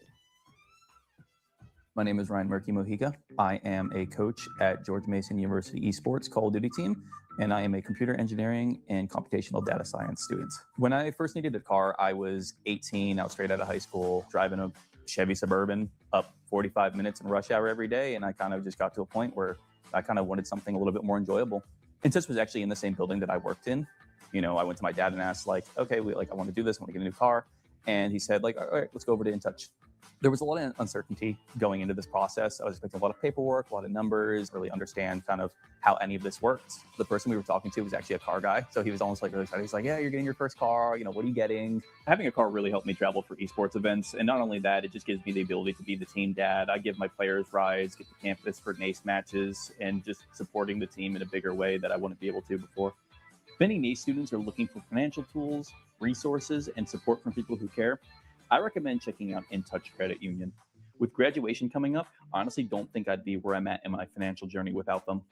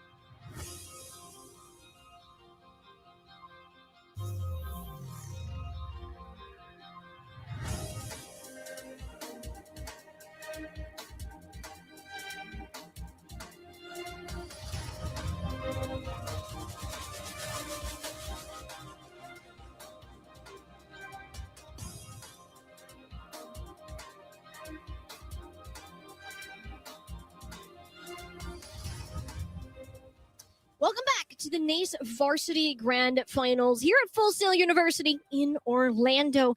We're still around number 1 of our double elim group stage. We're actually going to jump in mid-series to another game that's still going on. NC State started up 2-0, but University of Texas Dallas ended up taking map number 3. So we're going to see where they're at for map number 4. Yeah, map 3 was Blizzard. We're also kind of, right where we just left off, just a different series. But yeah, UT Dallas sneak that one away. They extend this series out after NC State won maps 1 and 2. Let's see if the Comets can pull off a reverse sweep here in this first round. They've done it before. They have the record of the longest series in the regular season. Don't get me started. They did. They took Cumberland to 6 maps week number 1. Let me double check the result between these two teams because we kind of just got thrown into this one. It was a 3-0 NC State, so this is already an improvement from that regular season game. Granted, it was week 2 when these teams met, and that was kind of when NC State was in that prime, that they had really had that uprising between last semester, carried it over to the start of the spring season, but they've been on a bit of a rough patch as of late, and it seems that UTD managed to take advantage of that on Blizzard World. Yeah, it's just been a little weird for NC State as of late. They've had some awkward results. They lose 2-3 to Briarcliff in the final round of the regular season. And then it's a 3-2 to Akron to make it here. But granted, it's not like I think they had a weird roster for that. It wasn't a full roster. So that at least helps a little bit. I'm not afraid here for NC State. It's their first NACE event, as a varsity program. So shout out NC State for moving on up. Mm-hmm. But also, again, this is a team that can really kind of go with the flow. And it'll be, NC State won Lijiang Tower. And then I believe that's Atlas. That is Atlas. It does say Atlas on the screen. Yes. I was looking at the map. I'm trying to play GeoGuessr Overwatch edition in my head, and that doesn't always work out the greatest. You really just made me question my sanity. I'm like, is that how you spell Atlas? No, it is in fact journalism Atlas, major, everybody. I know. You read and write professionally. Here we are.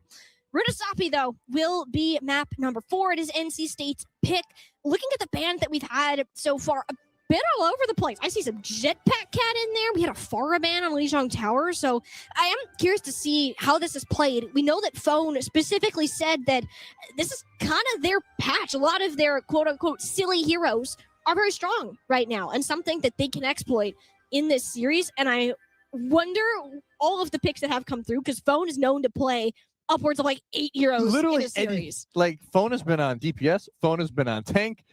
I don't think Phone's been on support more than like today? once. Support now. No. Support Phone? You got Doye Hermosa as your support lane. Okay. I don't think you need to flex Phone that much. What if Doye is like secretly really good at like, I don't know, Farah? Okay, I don't know about that. We're stretching it there. Yeah. But on the other side for NC State, it's been difficult for us to get a full grasp of this team because they have also been all over the place with their rosters. It's very rare they show up with the same person in the same role on the same day, just depending on who is there. These are not the correct bands because those are both tanks. So we will get a confirmation on that in a second. But Rudisapi is still the map pick. It is, in fact, Juno, not Junker Queen. Both start with J, so probably right next to each other there. It's, there we go. Juno band. So that makes a lot more sense. I'm assuming it is Splice that is playing tank currently for NC State. With Lobby, Oblivion on DPS, Nelix, Bunka Chunko, which, by the way, top tier name in... Great guy. I think that's my favorite collegiate game of time. There's some really good ones out there. That's up there for me. Like, I'm trying to think some of the best that we have, at least here. Because if we go collegiate as a whole, there's a lot. Like, Bobby Wasabi for Briarcliff is one of my favorites. But I don't know if they're actually here this weekend, which is a little sad, I will say. There's a lot of good ones. We could do a whole, like, Jeopardy game for that. NC State. I mean, their series is in Jeopardy. They did drop that last one. I mean, is it in Jeopardy? Okay, yeah. I don't need. I did it, but I don't need you guys can't see it. There. But yeah, NC State is a team. Strange to say the least. They were technically the 3rd seed coming into this event, 6-3. Had the most map 5 series out of any team so far in the regular season. But compared to the caliber of the other teams. First time competing in NACE because they just became a varsity roster. But they also don't have a coach. No. They don't have that type of backing behind them. They are all kind of we show up, we make those corrections on our own, and to get to the level of success that they have is honestly impressive. Yeah, no, it's been a great, kind of year overall. Even going back to the fall, NC State was a team that slowly rose up and got back in as. By the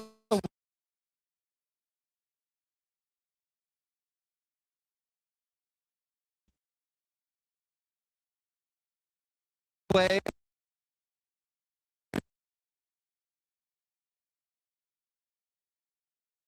that is going to be its own experience for a game like this. Yeah, they know each other a lot. NC State looking for a little bit of that. Well, I don't know what they're doing, so I'm just going to wait for them to figure that out. Don't comment on whatever is happening. And this is the final tourney for Abdallah. There's a lot of sign-offs and send-offs this weekend. Abdallah is another one here. He's been at Dallas for so long, it feels like. Ever since they kind of got to Dallas, been around this team, multiple eras, even like the pedal days for Dallas. Now we get to see here the final run for Abdallah. And it's with this Zarya Reaper. And Reaper, with the Dire Triggers going to base kit, has been seeing a massive rise in performance. Haven't seen it a ton in play, but Phone loves this hero. And with Abdallah being on the Zarya, it's happy the bottle pull on over to them. I do worry how this works out for Splice on the Orisa in the long term. I don't think you want to stand in front of an Abdallah or a Phone for any point of time. And you also have speed. Bunka Chunko is on the Wuyang instead of a Lucio here, and it's going to make it dicey. It's going to come down to more of these poke trades. Nelix is actually going to find Eric's head. Exactly the elimination that is needed. And the Phone falling shortly after. NC State will manage to make this work. Enough of a rear on the Rosie game that doesn't end up in the team with speed favor. That's, explain that one. But yeah, some great early pickups. Hermosa will just squeeze out Oblivion. Not able to finish off the Lucio, but some changes already made here for Dallas. Phone will go off of the Reaper and onto the Symmetra. So if you thought they didn't have enough movement already, Molly, we got some more movement to kind of disrupt. But I'm really loving this Wuyang from Bunka Chunko so far. This is an extra element, kind of early pickoff and early poke damage, but not having to commit to an angle, which is kind of the uniqueness of Wuyang. Yeah, which is also really good for NC State. Everybody on that team has significant range to be able to work with, and I think slotting Bunka Chunko into that is fine. It just gets a little bit scary when UT Dallas closed that gap, especially with Phone on the Symmetra now. It's a whole lot easier for them, and even harder for Splice is yet another beam character he's going to have to deal with. Yeah, you can tell every single time UTD try and push up, it's just a slow retreat from NC State. They want nothing to do with this close fight until they get this rush. You're kind of playing for the Kitsune rush here, and then once you take out Phone, you're like, all right, threat's over. Splice staples Eric to a wall. I'll go ahead and clean up one more because why not? And NC State, I think, proving why they've been in control for most of this series. UT Dallas have been scattered to start. Yeah, just they want to try to run it down, but NC State are just not giving them the opportunity to. It's stressful on lane, man. Everybody got their own little something to try and get them through the day, and it's only the one ultimate from NC State. They got 4 now going into this, but the touch will come in from Phone. Joey will put the Kitsune Rush down. NC State just want to book it out there, which I'm honestly impressed they all make it in one piece, considering, again, lack of speed. That's a Kitsune Rush down. Forward spawn's denied, sure. But this is the fight that the Wolfpack actually want to take on this Height Splice. Look at the lineup of Terra Surge based on his positioning. And he's even going to have this weapon to work with. I'm a little scared there with Hermosa, but he's eventually going to need a Javelin put onto the wall. Graviton Surge from Abdallah, but there's just nobody there to actually get the damage done. Lobby takes care of the rest, and NC State back in control. Yeah, and this is kind of just a wrap, like you said, on that fight. Hermosa will actually swap off the Lucio onto the Mizuki. Whoa. Oh, nope. Never mind. Whoa. Gold, wait, it's the gold one. He got the gold one. Oh, my God. There's no way. There's the no stream shot. lock. It's a stream lock. This is the second time I've seen this happen on broadcast, but I have never once pulled that in my life. What is this Skill one? issue. I mean, that's insane. I mean, he pulled it now. You can't lose. That's the rule. You got the golden one. It's over, right? Gotta be. That's the luck NC State need to finish this off, potentially. Phone poking around, has the photon barrier to set up for this fight, but instead it'll just be a TP to send Abdallah through. Yeah, and you kind of wish you put Doyi through that too, because he ate a focusing beam from Oblivion. You do eventually get spliced, which is kind of the main goal of UT Dallas. It's just to melt through the Orisa. Accomplish that, or to look for the cleanup, but Phone oversteps a lot. Or I think it was both Lobby and Nelix were participating in that Elam. So this is a lot scrappier than I think he wanted it to be for UT Dallas. They haven't even canceled Fort Spawns yet. No, Fort Spawn's still active for the time being. And you can tell Dallas, they want to reset it, but they don't have the manpower right now to push it all the way through. They're so afraid of this poke. You have to be. I mean, Phone on hero number 3 now in the Echo. Noticing the Symmetra just was not it. There's another Sune Rush from Nelix. Lays out this entry point. Dogi run down Bucket Chucko to grab him from the opposite end of the map, as Wu Young does. Has another Tidal Blast online should he need it, but nope. He's just going to get all the frags himself, because that is apparently what Wu Young is meant for in this context. NC State, they still kept the Fort Spawns. Fort Spawn's still active, but halfway through now here in this one. And Runasapi is looking all Wolfpack right now. Got the Tidal Blast still from Bucket Choco. I wonder, do they send it onto Oblivion and let Oblivion just go crazy? You could. They did try to combo with the Terra Surge last time, and because there isn't a sound barrier anymore, I do wonder if they do that again. Yeah. And, well, bye, Eric. Well, okay, maybe you don't do anything. Judging by the assist, that was a javelin onto Eric that Lobby was able to follow up on. Orisa, I feel like, is a little bit of a sleeper pick in a way, or at least Splice is making it seem like that with this. Not a single ultimate that needs to be used, by the way. It is getting sketchier and sketchier for the Comets the longer this goes on. And just, again, continue to push on through. Abdallah swapped onto the Sigma, trying to just match the poke. Themselves now are the Comets. But is it a little bit too late? Already almost down 100 meters. And there goes Phone. Staggers are brutal. UT Dallas, it's been like a solid minute. They can't get a team fight together. Just how spread out these Elims have been. Every check mark almost available for NC State. And Abdallah struggling to maintain positioning in front of this battle cattle. Eventually will force him back a little bit. That NC State, it almost seems like a bait. They want to fight in this space where they'll have the advantage. And for NC State, like, you have a 112-meter lead to work off of. There is no stress entering these fights. All the pressure is on UTD to get this series to continue on forward, and that dupe from Phone lives for now. Yeah, it was more of a need to live dupe, but the Wu Young, not exactly the target you wanted to pull from. No, he has to use this Tidal Blast onto Abdallah to keep him up. That mission is successful, but he doesn't have the resource left for himself. Splice is in there with the other returning Tidal Blast. They got significantly more value for the Wolfpack. Rabbinic Flux from Abdallah uses the Terra Surge to get out of the damage. Love that from Splice. He'll shut down the Sigma player. NC State, final run here on Runasapi. Final stretch in the victory march for the Wolfpack. Still the dupe from Oblivion. More swaps going through. Doyi is on the Zen. Why not? One final huck here, but is anybody able to touch? Phone is on the venture, so they'll at least be able to stall for a good bit. And NC State, they have no reason to stick around and take a losing fight.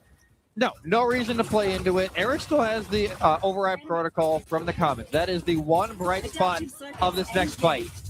Oh, Oblivion absolutely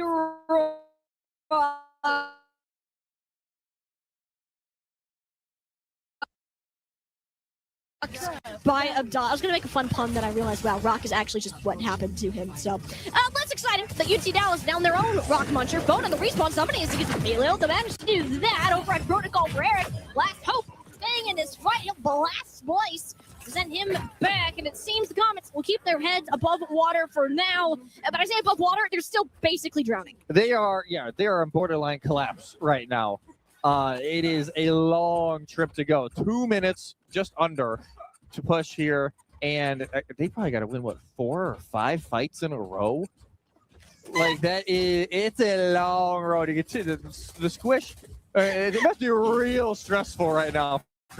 Place. As we're walking down that fight, I just see the squeak of the squish thing in the back. I love that for NC State. Got to get it stressed out before the fight begins. Which, again, UT Dallas still on Zed Kiriko for this fight, and you can see they're struggling against the burst damage of Oblivion. Because of it, Lobby's overclocked, adding to that pain even more. Okay, never mind. He is in pain. Got hit a boulder out of Abdallah, but This is exactly what NC State want. They don't need to win any more fights. They just can't lose 6 in a row. Yeah, easier, just that easy. As we go on to cast a curse it. But no, 1 minute remaining here. NC State again. Final run through. This may be it. Gravitic Flux is here for Abdallah. Maybe the Trank from Joey could be the savior. 3 massive ults here for NC State. But again, they're content. They don't need to push into that final stretch, which is severely defensive favored. They can just vibe out and phone. Back over to the sim here to finish out. Euroswap number 6, I believe now, for phone in this map alone. It is a good start for UTD. Abdallah been on point with these accretions, and Splice will get run down. This is great for UT Dallas. Only use 1 ultimate. They'll get it to about the midpoint to reset forward spawns. Keep the series going, but you're not going to have phone to do it. You got to make sure you actually reset forward spawns too. It's been like 3 or 4 times where they've tried to get up to this point, and spawns have yet to get flipped on over, and now they will. But here we go. I would say 5 fights needed consecutively for the Comets to stay alive and force a map 5. I think that That's was not a good start. That was a whoopsies. I think that might have been a stay alive. Either way, the Transcendence you didn't want to use. Oh, it. she There's just no died! touch. NC State take it at the end. But because no fight was there to happen, Wolfpack take the 3-1. We'll move on through that upper group stage. Pain and misery. Even if it was just the slightest of chances. Yeah, no, that's a rough way to end it if you're Dallas. I will say there is a decent chance these teams meet again in that lower final. Obviously, now Dallas will go to play Tamusa in the Group B lower bracket round 1. NC State now will get to play St. Clair for the final and for the upper bracket final here in Group B. But Group B now all said and done here for round 1. Yeah, I think you're pretty happy. I think all this results went the way we expected, which is pretty typical for tournament brackets in the start. As once we get closer, that things might be more of a flip-flop. I think for NC State, though, that might be a bit more predictable. You're going into a St. Clair that looks as consistent and confident as ever. The case of UTD, while they are technically the higher seed heading into that, Texas A&M San Antonio, a team they have already played 4 times throughout this semester, up 3-1 over the course of those series. But the one that they lost was at their own land, hosted at their facility, where Texas A&M managed to take that away. So that will be interesting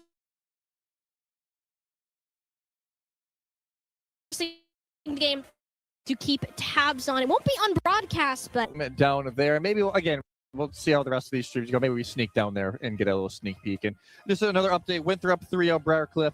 What we expected. Yep. And right now, Cumberland Bellevue is actually 1-1 from what I can tell.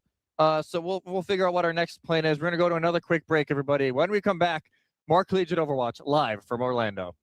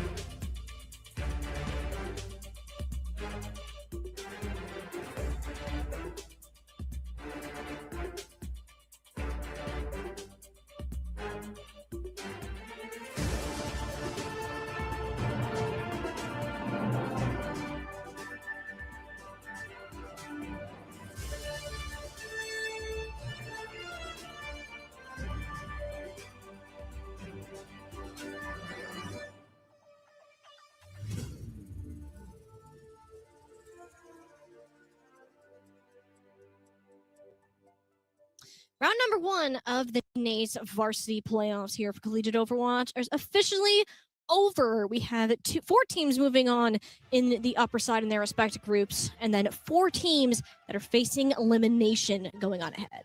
Yeah, we got one of those elimination matches right here. It'd be Briarcliff versus Bellevue. Bellevue did just fall to Cumberland. We were kind of waiting to see how that one was ending up. So it was a very good game from what we've been told. I believe it was a 3-1 in favor of Cumberland at the end of the day.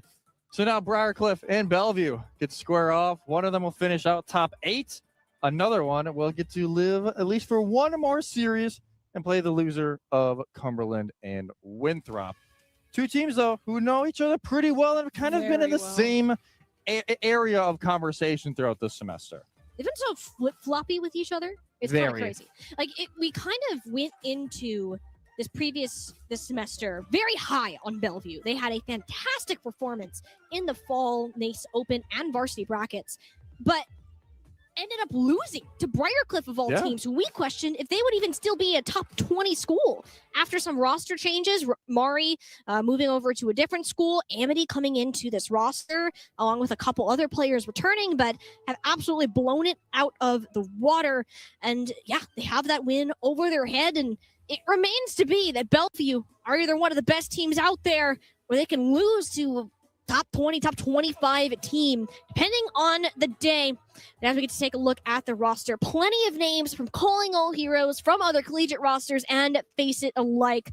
Always happy to see these people's faces. Oh, yeah. Plenty of familiar faces if you've been around the scene for a while.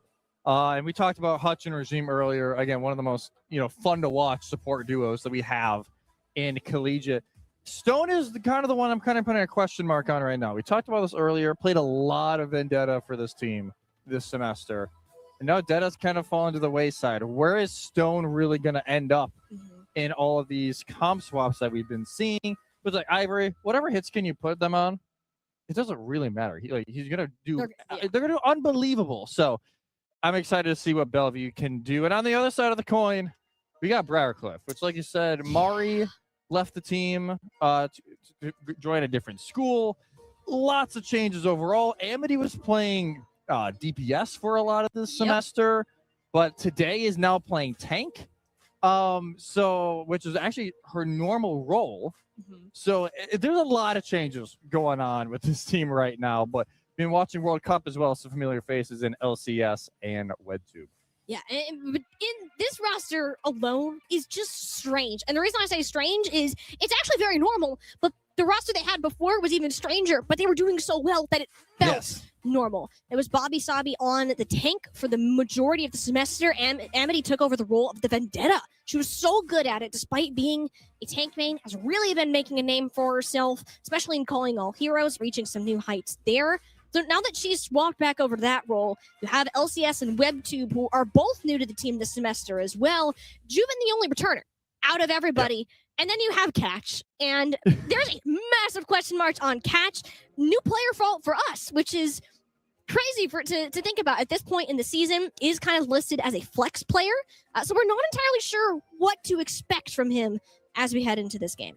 It's like he's been on the roster all semester long. He's played here and there. I think subbing in on support when there's a lot of World Cup tryouts for several members of this support for Briarcliff, WedTube, LCS. Even Benji is on this team as well from Team Costa Rica. So, again, a lot of international prowess, but he's played here and there, but not really on DPS.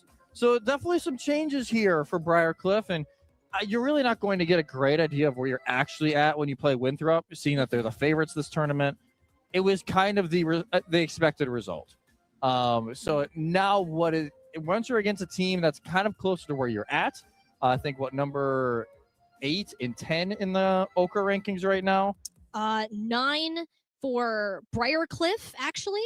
And Bellevue's actually a little bit above that now. They are at 7. Okay. So they've moved up in the last ranking, but even that considered, I feel like this could go either way, depending on what version of Bellevue we get. And notice I'm specifically saying Bellevue because, again, so inconsistent, either the best or worst way possible. But it is also kind of the one of the last hurrahs for this team, especially Avery, been around the scene for her forever. This is their last event that they'll have in person, but plenty of LAN experience behind this roster is something I want to highlight. have won a local collegiate LAN 3 years in a row, I want to say now. Whereas for Briarcliff, this is the first LAN for most of their players. Yeah.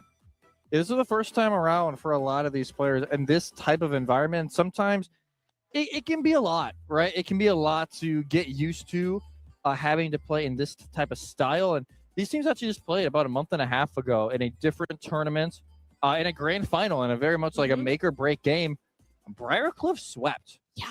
So that's where, like, even though Briarcliff are the 8 seed technically going into this, I wouldn't necessarily say it's like, oh man, Bellevue's going to run away with this. I don't know if that's really the case, because even earlier this season, it was a Briarcliff 3-1.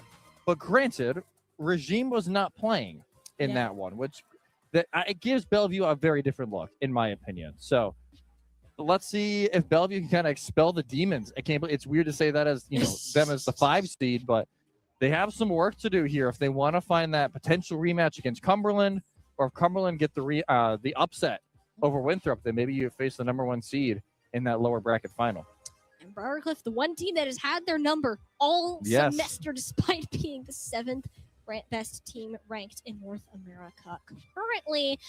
But before we get in, I want to talk a little bit about one of our partners for the NACE Grand Finals in GG Circuit. Proud to support NACE at the Grand Finals, supporting some of the best collegiate esports programs in the country. Behind every team is the right infrastructure. That is where they come in. From player management to secure labs to tournament operations and remote support, GG Circuit powers the infrastructure behind every match, every scrim, and every championship moment.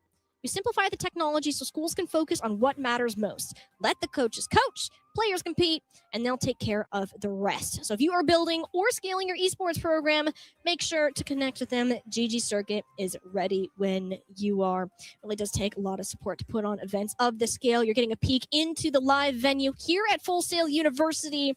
At least 60 PCs set up just for the Overwatch side alone, which is incredible to think about for just the sheer scale of something like this. Yeah, so many teams here, just again everywhere, and a lot of these schools have not just brought an Overwatch team, but they've brought teams for other titles here as well, and it's just been great so far. And yeah, we're gonna go actually quick to break, as we have a little bit of maybe a tech issue getting everybody set back up here. It was a pretty quick turnaround for Bellevue to go from their first series to this one, so we'll be right back, everybody, with map 1 of Bellevue versus Briarcliff.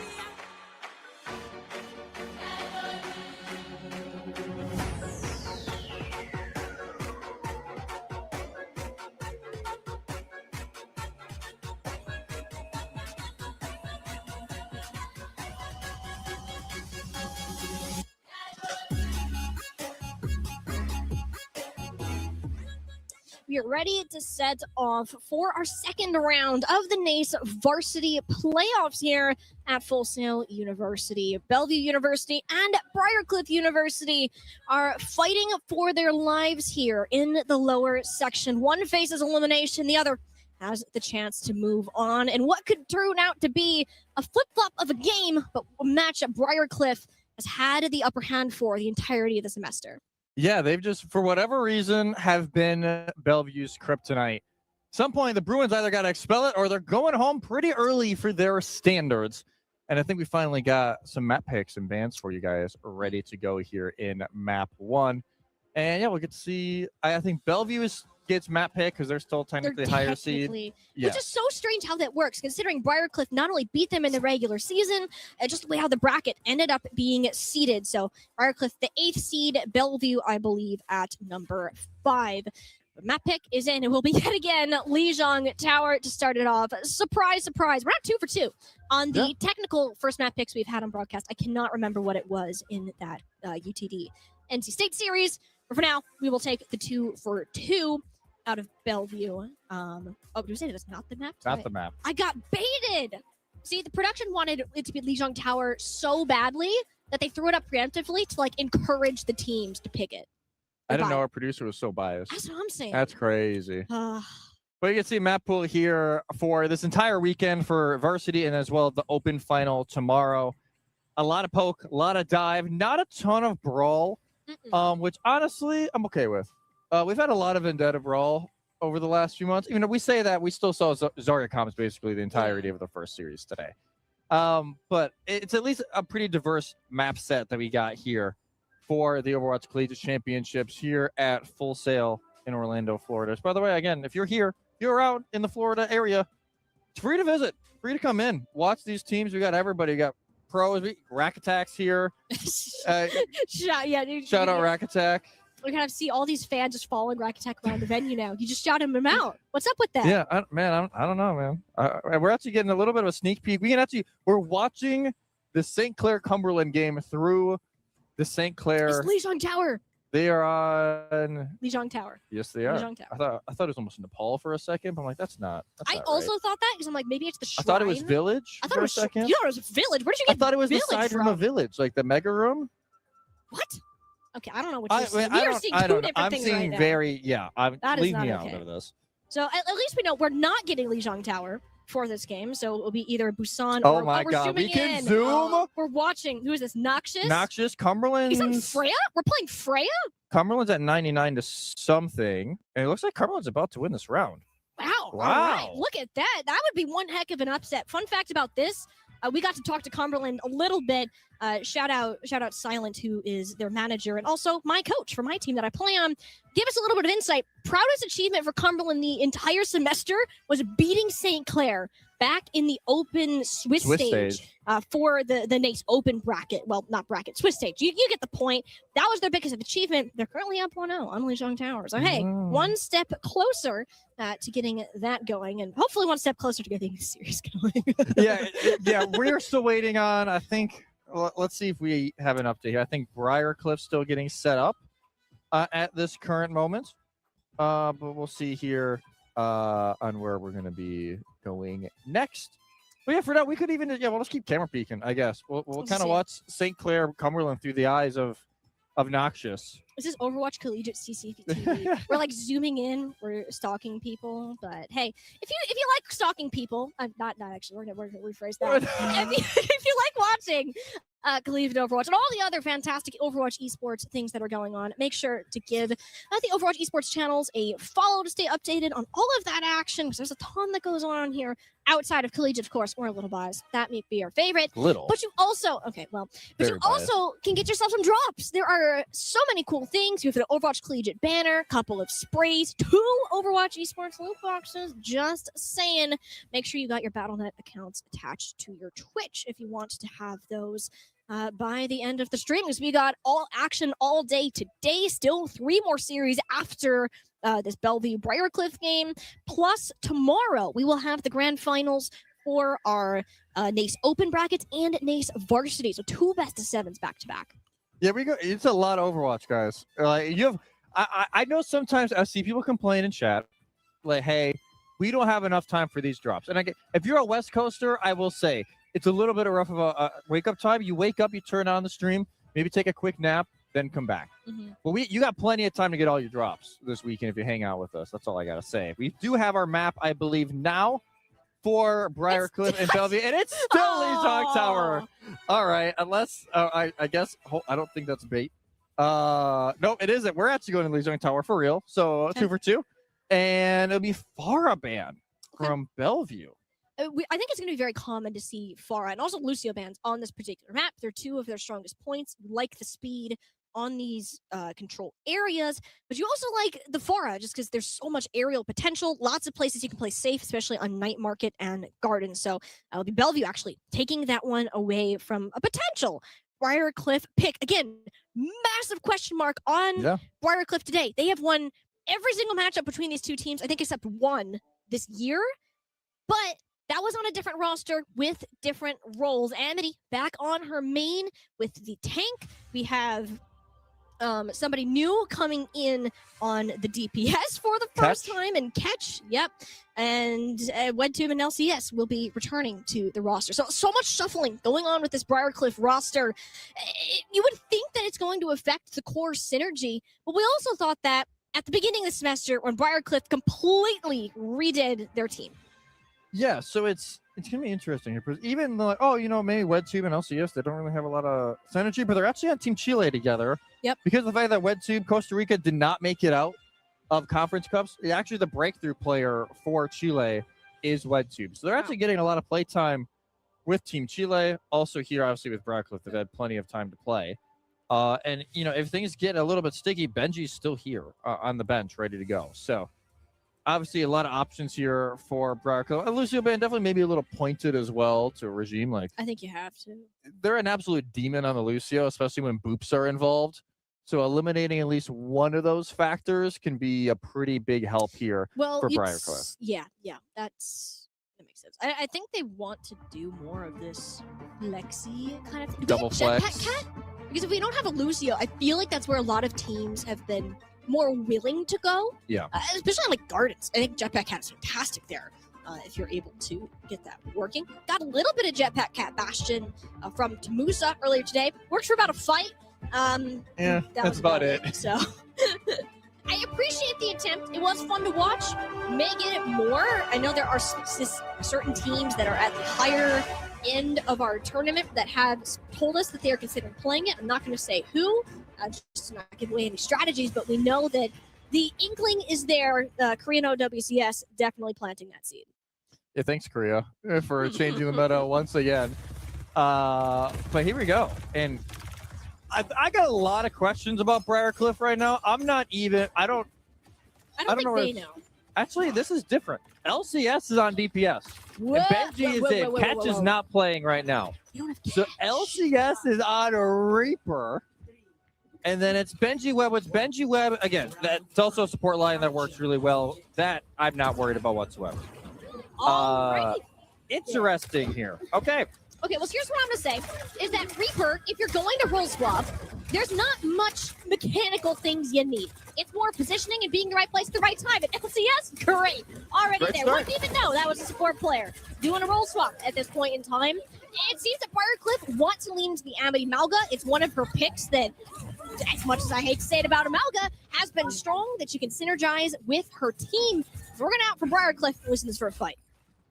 Yeah, Briarcliff cap first. They lose Dubin, but it's not like that's really going to be too big of an issue. Avery is going to have some trouble with Amity.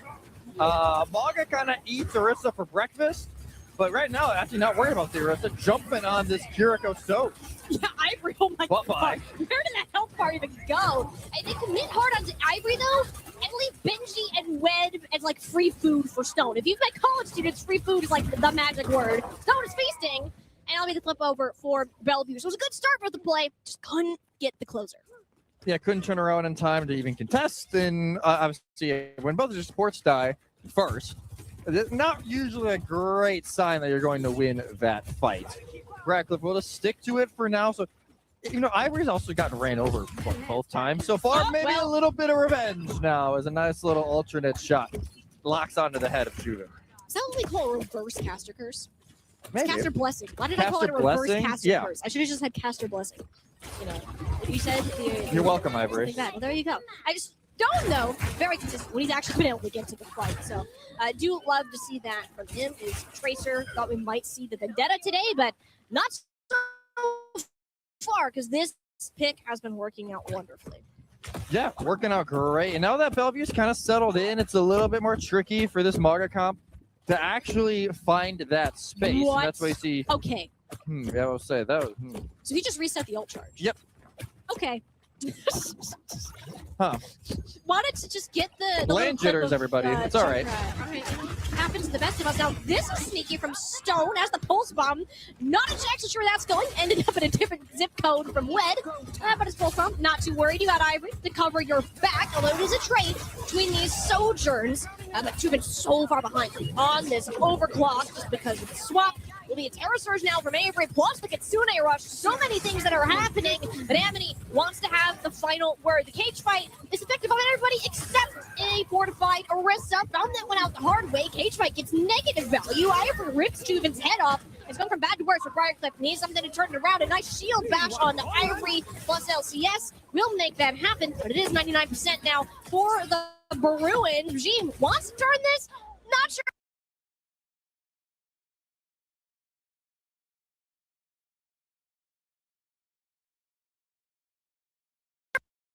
I agree with the Tidal Blast commitment, but the C9 is enough for this to stop. That was Briarcliff's fight. What happened? So much happened, and yet nothing happened. Jesse, full on head in hands right now for those who cannot see. That was a bad one. I'm not gonna lie. We've had 2 today already. We did, but in Bellevue's defense, they were probably winning that round anyways, just with where the ultimate economy was. But that's just not the way you wanted it to go if you're Briarcliff.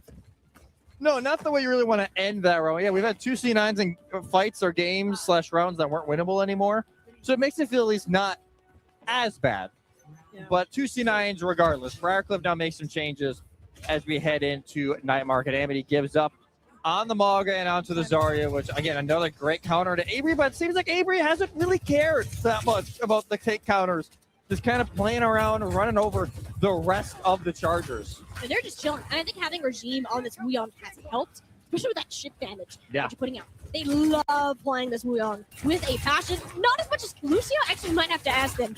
We'll have to ask them when they respawn, because LCS managed to hunt down the support lurking in the backline. Briarcliff were very fast to get to that point, just because you had that ring from Red to get you there first. And Juven started to turn it around. He had a really rough first round. I think finished 2 and 5. Yeah. Compared to the rest of the team, was the only one that was negative. So a bit rough. Do have a pause in order. That might be a bit rougher. From Bellevue. So something on the Bruins end not cooperating very well.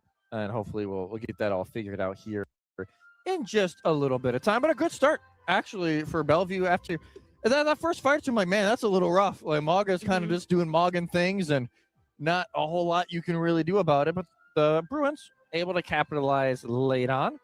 And we get a little bit of another sneak peek here at St. Clair Cumberland, which I will say, this is the great thing about LAN and having a camera like this. We just get the eavesdrop. Like, this is it's great. I mean, they're still in Lijiang Tower, so that It's tells got to me be 1-1. yeah, it's got to be 1-1.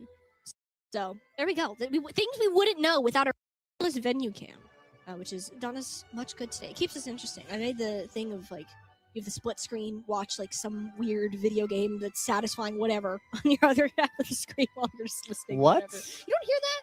You don't do that? You know, like on the shorts? No? No. Never mind. Okay, well, you're just... Is this a not new gen online. thing? Am I too old? Yes. Hmm. I mean, I'll answer yes anyways, so didn't matter if I actually agreed with this. I'm Great. sorry, you set yourself up for that one. I did a little bit, yeah. Yeah. But I do like the way Bellevue's kind of approached this so far. Like, okay, we're not going to allow them to find a time to set up and rush in. Going to force them to kind of play around a little bit more. Granted, LCS is becoming more of an issue than I thought. Yeah. Considering, well, granted, flex supports have incredible aim, so it wasn't that I was worried about. It's just, sometimes the positioning is going to be a little bit different. But so far, LCS doing a great job playing on his not ideal role. And on a composition a little bit different now that is very reliant on follow-up and small timings. Yeah. So the fact that LCS has done as well as he has is impressive. Avery did swap over to the Zarya to match now as they're setting the sweeper to the back. Like, you get the TP and Suzu out of punch. I would say it's great if you kept LCS alive. So Briarcliff now down that main source of frontline damage. It's not up to Juven. See if there's anything he can get done. And Avery had him next on the chopping block. So that will be just about it. Is Ivory continues to fire away. And very similar to round one, about that 30 to 40% mark. Briarcliff will yield. Bellevue will start their push. And now, if you're a Chargers fan, you want to make sure that this lead holds strong. Almost like a different Chargers team that can't hold a lead either. That's correct. That's a little bit of a shot. But here we go. Already just pushing through coast, and Bellevue have to rotate early, but this pulse from Stone could be juicy. It doesn't hit, but the target he's going for is dead anyway, so that works out well for Bellevue, which I think kind of is unfortunate for Briarcliff. You wanted to go in with this orbital ray. You don't necessarily have the damage to keep it up. You commit a lot more than you wanted. In fact, that's 2 ults, 3 now, that have been popped. Ivory, speaking of popping it, and continuously the one of LCS. Graviton Surge out from Avery. We never saw Amity throw hers. Will just be our Bruins continued capture. And that lead is gone. Bellevue now reached the halfway mark. We're granted a very expensive fight from Bellevue. 4 ultimates gone, just the Ivory overclock remaining. But y'all watched Calling Out Heroes last year. You know how 1 overclock from Ivory can change up an entire series. And let's see if it happens right here. Hit the shots. Look at the respect the Chargers are giving to him. It's kind of a bait and switch again with the Graviton Surge, although Ivory narrowly escapes with their life and even gets LCS on the fadeaway. And that is an absolute disaster for Briarcliff. That was your best ult that you had going in, and now it's one fight territory. And now it's just your own overclock from Juven, who's had a rough map so far. Granted, almost catches Ivory. Maybe sticking a little bit too long on that off angle. But now Juven pops the overclock, but everybody retreats for Bellevue. They're like, where'd everybody go? Nobody wants the smoke. I mean, I don't blame them, but maybe that's why Juven doesn't hit stuff. There's so much respect over to the Sojourn player. That or dead collision in this kill feed. But it is Bellevue who are on top. Stone uncontested on the Tracer. He gets the stick on the Juven. Even if he ends up giving his life for it. Briarcliff has this flip over, but doesn't seem super stable. Ivory wants to go in and fight this further. Amity has more support with Benji returning on the jetpack cat. Perhaps now the Bruins sense danger. They're going to back up. Yeah, they at least have another fight to go at this as Benji, just pulls out the cat to make sure he is here in time. But now, maybe not the most ideal support comp for this last fight. But granted, you have the orbital race, so that kind of cancels out, right? And there we go. We're going to use that one super early for Briarcliff. Attempt stabilization, both support ults out of Bellevue. That's going to help Avery bunches. They'll have plenty of charge to go in. And a Graviton Surge, but it's Amity who launches hers first. The healing wave coming in from Regime keeps everyone at least alive for the time being. And the return grab from Avery is massive. 3 players locked up in a group hug. Bellevue looking to get the flip. But there's Joven finally coming alive, but this time on the Tracer. Has to be the one to get the touch. He'll grab it, but explodes before recall can be pressed. The Bruins looking controlled here. Finish out Lijiang Tower. A couple of stacker picks from Briarcliff, Jetpack Cat, Doomfist. Fast Heroes to get to the fight, but none of them can take out a fully charged Zarya. That is Avery with bubbles remaining. Bellevue want to get this revenge on Briarcliff, and it seems they're going to start that way, at least with map number 1 in this second round. Bellevue take their map pick and a 2-0 over Briarcliff, and now the power goes over to the Chargers and what they would like to do next. And Hutch, the main man here on flex support for Bellevue. And I will say, seeing his growth over the last year, sometimes when students transfer, it can be a mixed bag, right? Sometimes it's a little bit of a regression. You have to learn how to work with some other players because he was so insane on Blinn. A big reason why they made like a top 12 push there for a while. And then it feels like he's continued to improve here on this Bellevue team. It helps that his performance doesn't face it as well. But it's been a great season for him overall. And yeah, there was just nothing Briarcliff could do, it felt like, against the Avery Zarya. And now we get to see what the bans will be for the rest of the series. If I had to guess, a Zarya ban probably on the horizon here from Briarcliff. I don't know. I feel like it's something that if you're going to keep LCS on Reaper, you kind of want to play that. I don't know what else LCS is going to play, though. So it does depend on that factor. I think if you're Briarcliff, though, your biggest concern honestly should be Ivory. Yeah, that Ivory is amount going crazy. of presence from a Sojourn should not be happening. I don't know if it's just Juven kind of getting back into the rhythm again after a bit of an extended break or what that was, but it was an uncharacteristically poor performance, I think, compared to what we've seen in the past. Looked a lot better on the Tracer, I think, at the end, but going on ahead, being that kind of hit scan player, presumably, again, don't know what LCS's hero pool is on DPS since that's not usually his jam. I'd like to see Juven start to step up a little bit more to match that, and I think there's a lot of things that Briarcliff can do to support it, whether it is through the bans, keeping on the Zarya, or maybe swapping over to the Diva, something else Amity can play as well. I think it's just getting the jitters out. It feels like they didn't really get a warm-up again. You just kind of get beaten around by Winthrop in that first game. So now they have to get to play against a team that's similar. And we get another. We are 3 for 3 on games that we've seen, with Blizzard World being the hybrid pick. Yep. Again, more dive. I really don't expect either of these teams to play that much poke. So that kind of is par for the course. Avery can pull out like a Sigma or a Domino. We've seen it a few times, but not, their favorite character to go with. So it'll be the Kiriko ban. We were talking about it. Hutch needs to relax, according to Briarcliff. And they honestly weren't running it a ton anyways. So I think that's a fine choice.